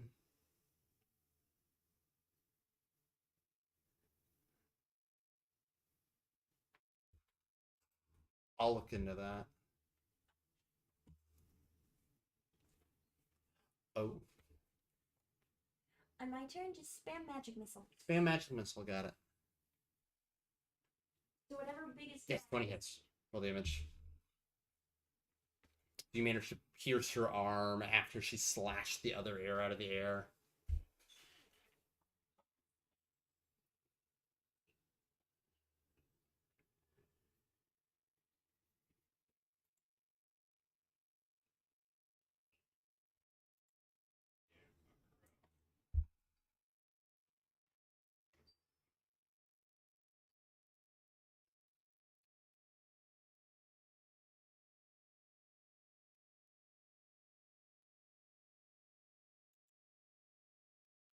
So your arrow pierces into her, and you felt very good about that shot, but it doesn't feel nearly as effective as you felt it should have been. You feel like she was resistant to that type of damage.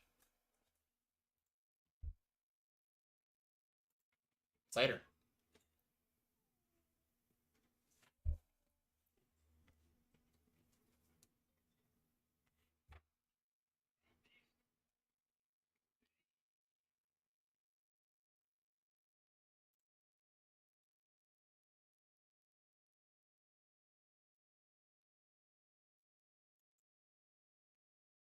I'm clicking roll just to get out of the way, but hold person does not work on non-humanoids. She is undead.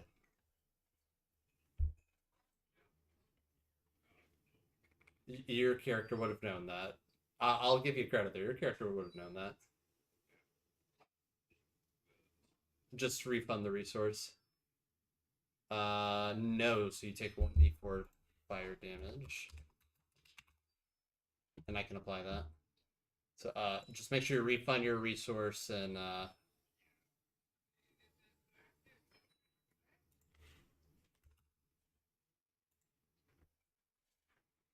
you fire that arcane energy and she just steps to the side.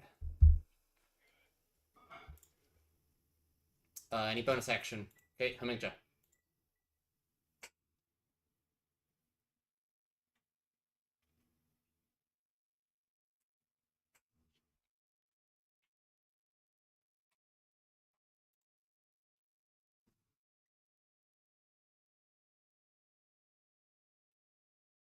Oh no. It's happening a lot.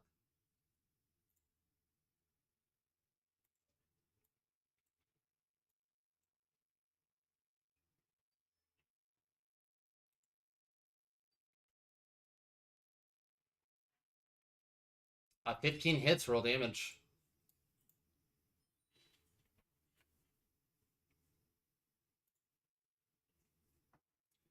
And this is with a regular great axe. Why? This is bludgeoning damage, right? Or slashing? Checking to see. It should be resistant to slashing damage. So I'm looking at the formula and confused why it's not auto-applying that for me, sorry. Oh, it did. Yeah.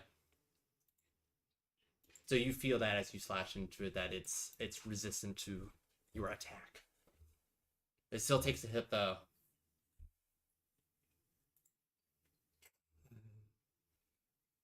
Just to note for education's sake, I believe you at least have a magical weapon. You have a +1 weapon.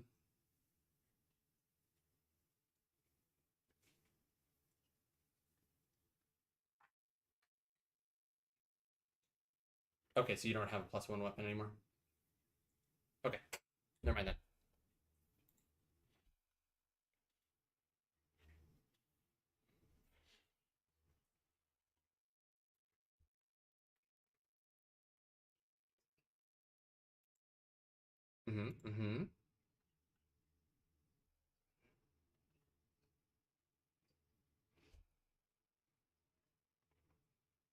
That hits full damage.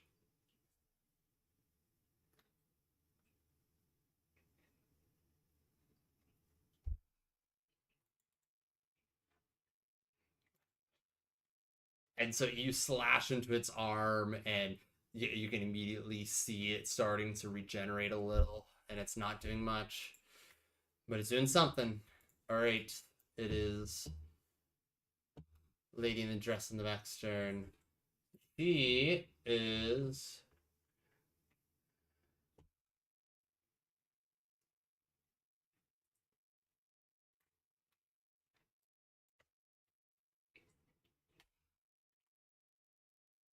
going to throw a Thunderstone 30 feet. How far is 30 feet? She should have been here earlier.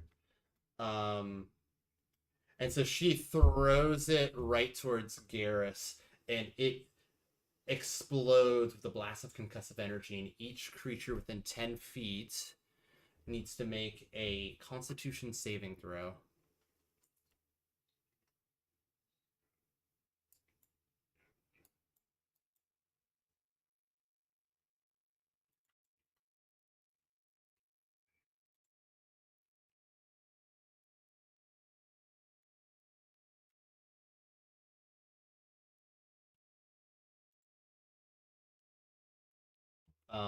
Let's see. So Cider fails, and what is okay? The point of impact must succeed. I also need to roll his.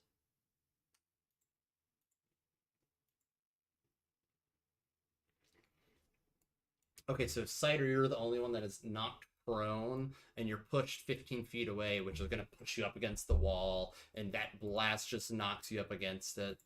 So you're prone. I'm trying to find that in the. Actually, I'll let you set yourself prone. Is that it? You were also deafened until the start of her next turn. And then she's going to throw another dagger towards Garrus. So I have that. I don't have that in here. 20. I assume a 26 hits.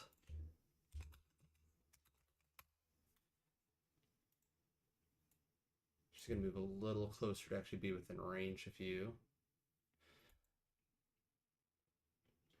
So applying 9 damage, piercing damage.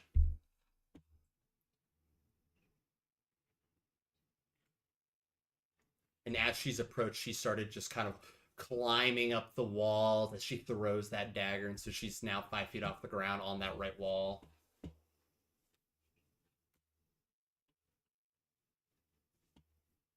Okay. That's it for her turn. One more vampire spawn. Gonna move forward and attack Hamingja. I feel like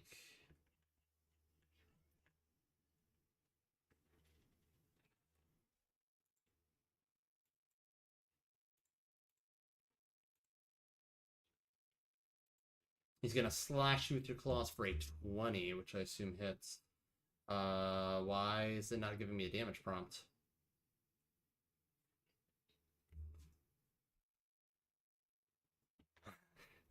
Interesting. Okay, okay. I turned on some settings on that module that I should not have. Yeah. So, so apply to yourself 6 slashing damage, and then he's going to try to bite you. Going into your right leg.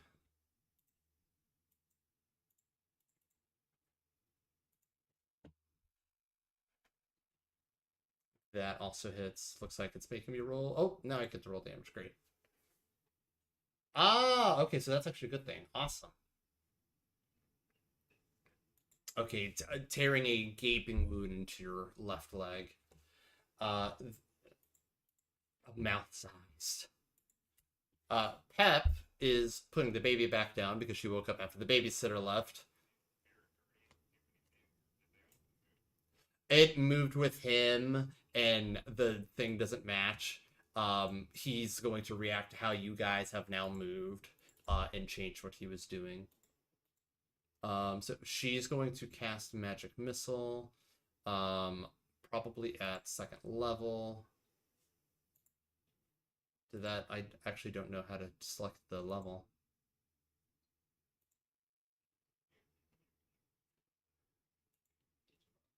I'm just gonna work the system how I know it. It's 1d4 plus 1, right? Okay, and she's gonna fire those all into Valenta. Oh, on that note,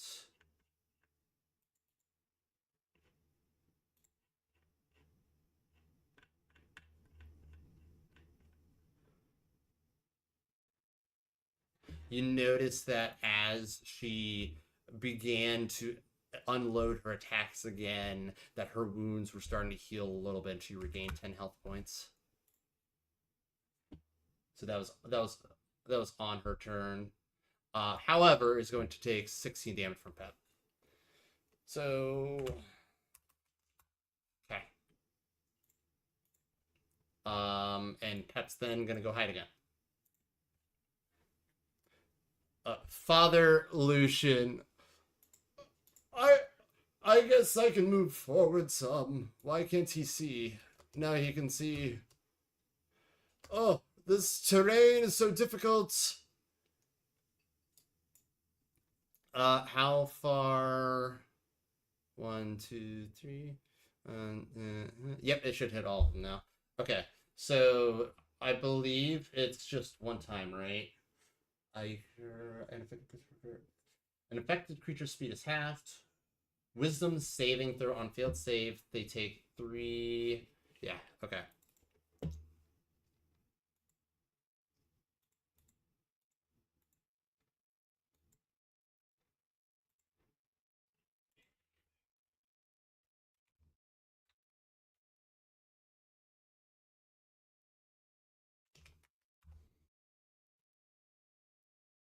Wait, it should be D8. That was a really bad roll.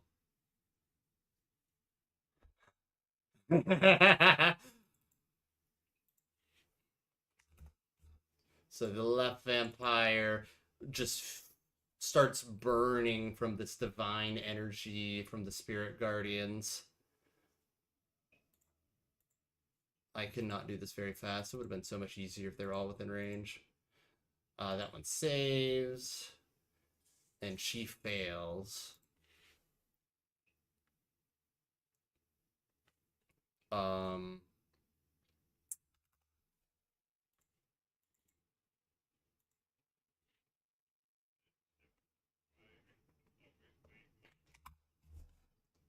okay.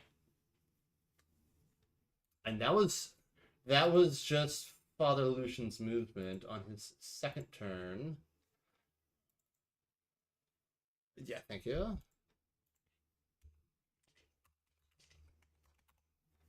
And a con save. It's a Constitution saving throw, and his burn's now gone.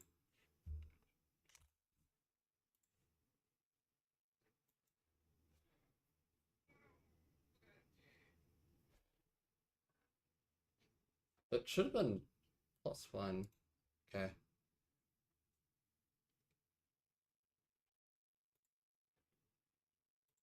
Okay, what am I not doing? Remove the burning. That's done.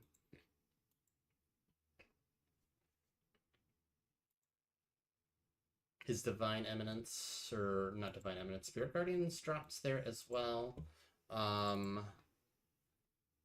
He should have... Anyone weak? He's going to touch Haminja with his hands, and you feel magical energy flow into you as he casts healing or cure wounds.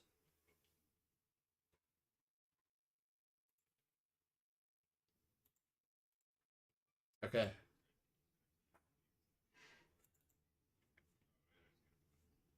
Yep. So the vampire next to the lady in yellow heals 10 HP as he now moves forward towards Hamingja and starts biting and slashing. That hits, so rolling damage.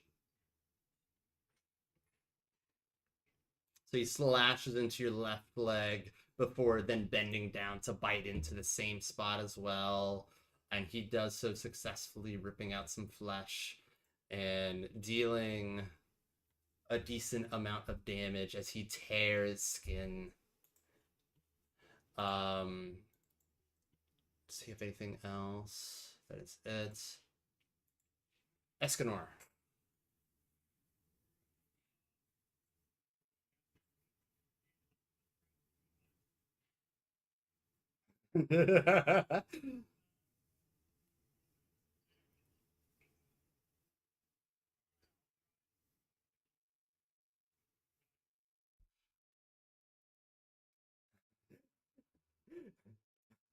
Oh, which one are you targeting?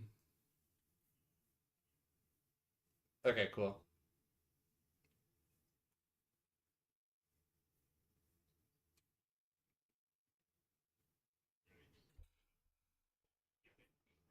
So you miss, as you said, in that bolt forward. Any bonus action, I assume now. Okay, Garrus.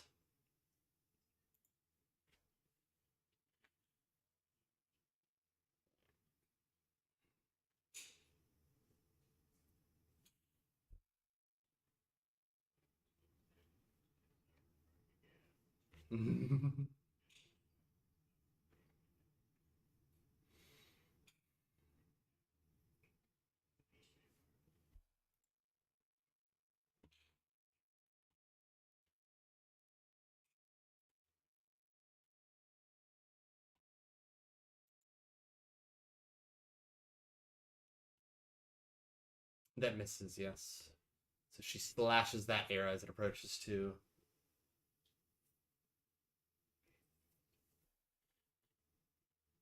And then she steps to the side to avoid her next arrow. He's just reading you and your arrows very easily, seeing that rage focused on her.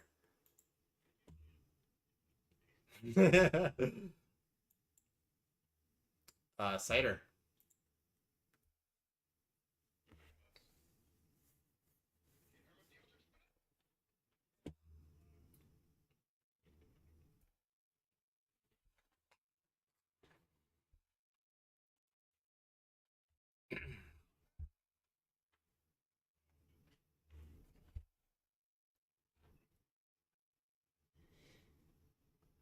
Yeah, your arcane energy hits the wall, and she doesn't move. She just looks at you, cocks her head.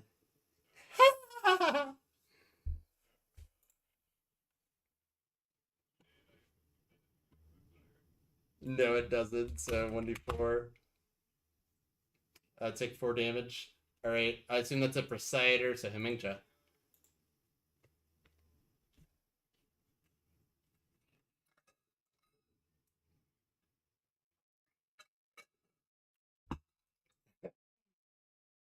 That hits. Roll damage. Are you on the left one or the top one? Looks like left one. Okay. And it gets reduced to 3 as you slash into them. Okay.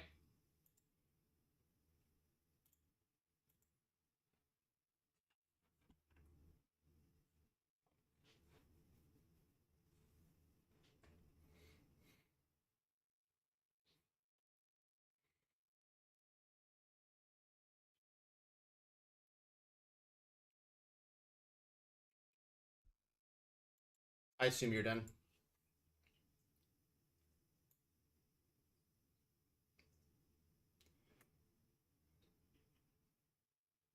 Lenta's going to move over onto the terrain over here and throw 2 daggers. She's like crawling up the wall onto the ceiling and then coming down to the other wall and throwing 2 daggers towards Hemingja as she does so.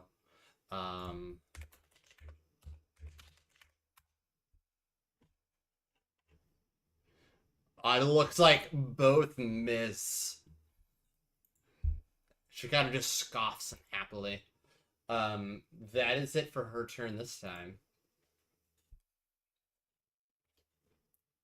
This vampire spawn on his turn heals 10 HP, and then is going to again slash into Hemingja, looking for more flesh.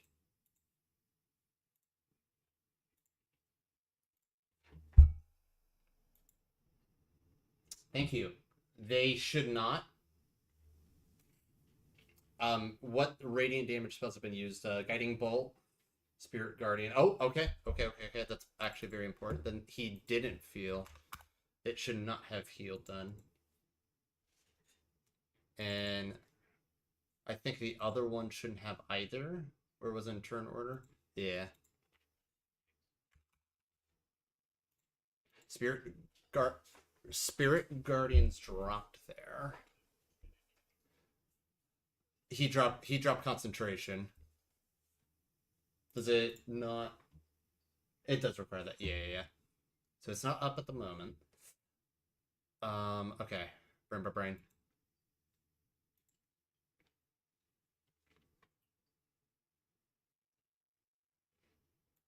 So that vampire claws into your chest this time and grabs more flesh, and then is now holding your chest in place and reaching in to take good bites. Succeeds in doing so, and so sucks some more of your blood and holds you still for a moment. And that knocks you unconscious. Did I click crit on accident, or where the extra? Let's see. Where? Oh no, that's it. Okay, cool. So Hemingja's out. Pep is going to come forward, and looks like she does have sight of Valenta, and is going to cast Magic Missile. Oh, she's back. Would you like to roll your Magic Missile? Just, I will unconsume your resource. I had marked it off already. There you go. Thank you for taking care of baby. I'm sure.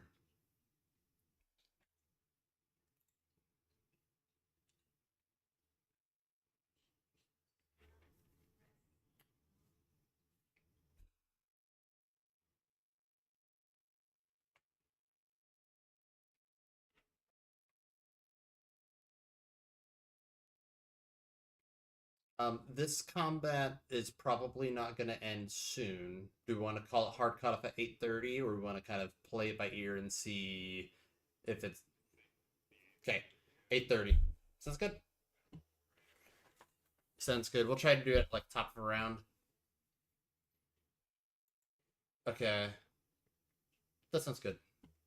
Okay, so you rolled 2. So all into the yellow dress lady. Okay, 2 times 4 is 8. She's starting to show a little wear. Any bonus action, any movement. The priest is now going to again cast Spirit Guardian.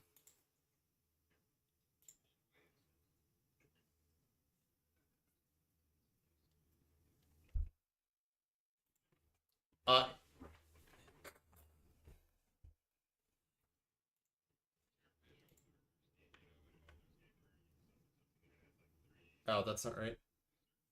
What was the damage? 10. Okay. Wisdom save for both of them. And he's going to move. Can he? Okay.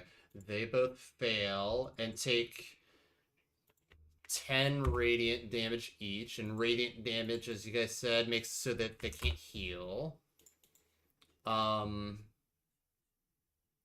He's then seeing Hemingja down. That was his spell. I can't! I'm going to run back. I need one of you guys to bring him back up. We have to stop them from healing.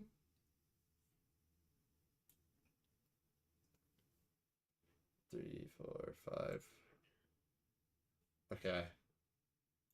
He's trying to get safe. The vampire, or next vampire spawn is, I cannot find them. There they are. Going to step over Hummingja's body and run forward onto the wall and start slashing into Garrus.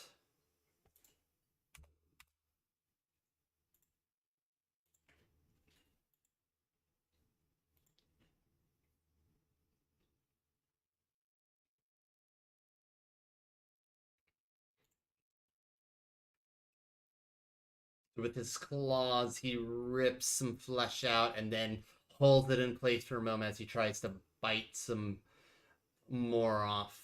Oof, man, they've been hitting or rolling good.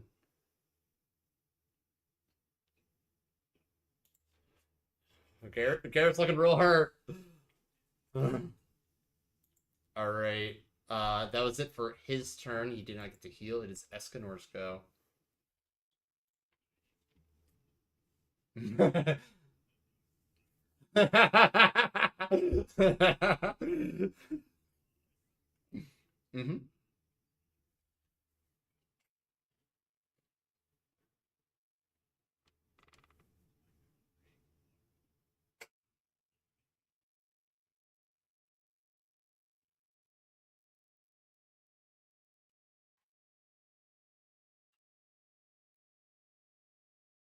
No, because that's not the spell. But mind you, if you have holy water on you, you can use that.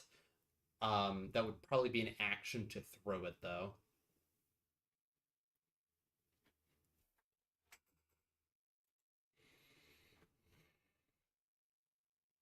In terms of mechanics, holy water prevents them from healing, but so does radiant damage.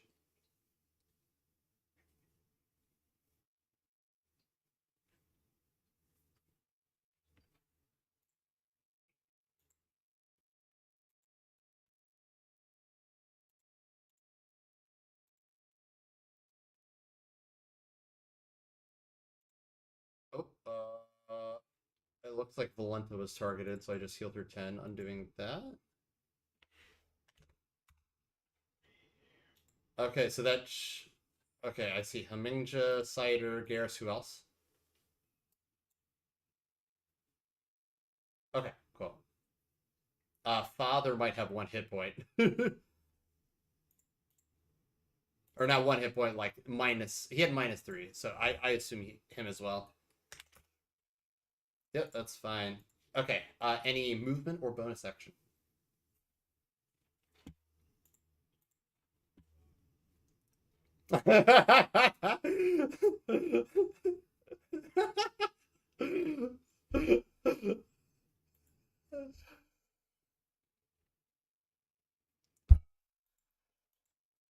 This is I'm actually gonna go back to Escanor for a moment. You are a cleric, right? You have a shield. You are generally a tanky role. You are hiding. You're hiding in the back line. It's like just in case you're unaware, you are in a tank class. I wanted to make sure that was known. Cool. He's really got it out for Hummingja. I mean, it's with the character. Now that Hummingja's down, he'll run forward. Okay, Garrus.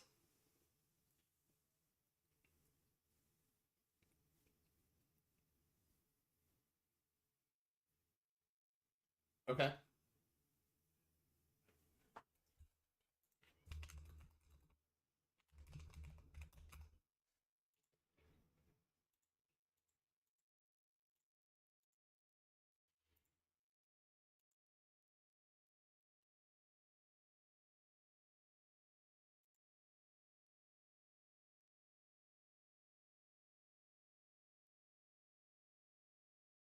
Okay.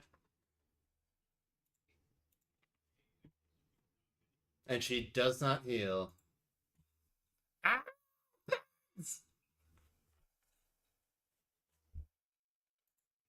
Any bonus action? Okay, cider.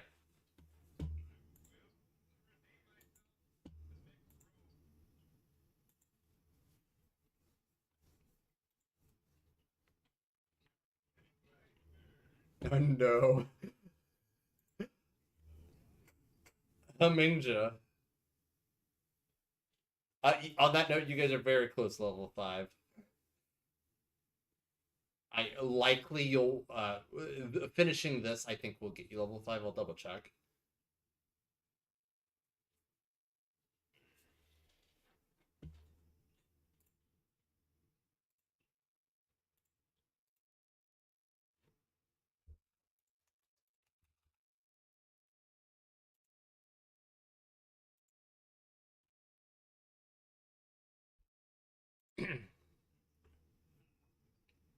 That hits, yeah, roll damage.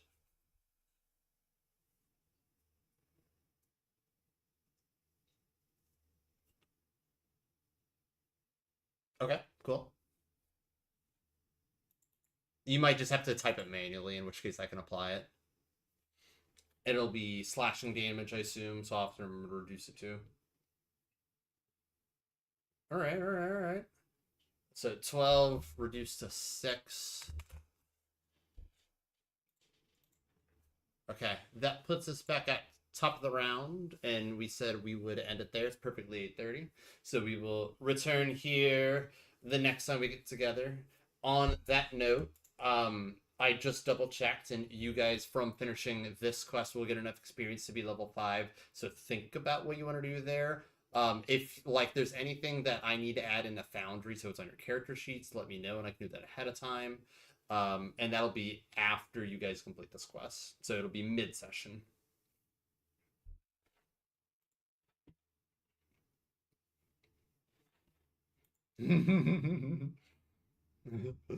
I get to block more. All right. Thanks, guys. Hope you had fun. I'll put a poll up tomorrow. See ya.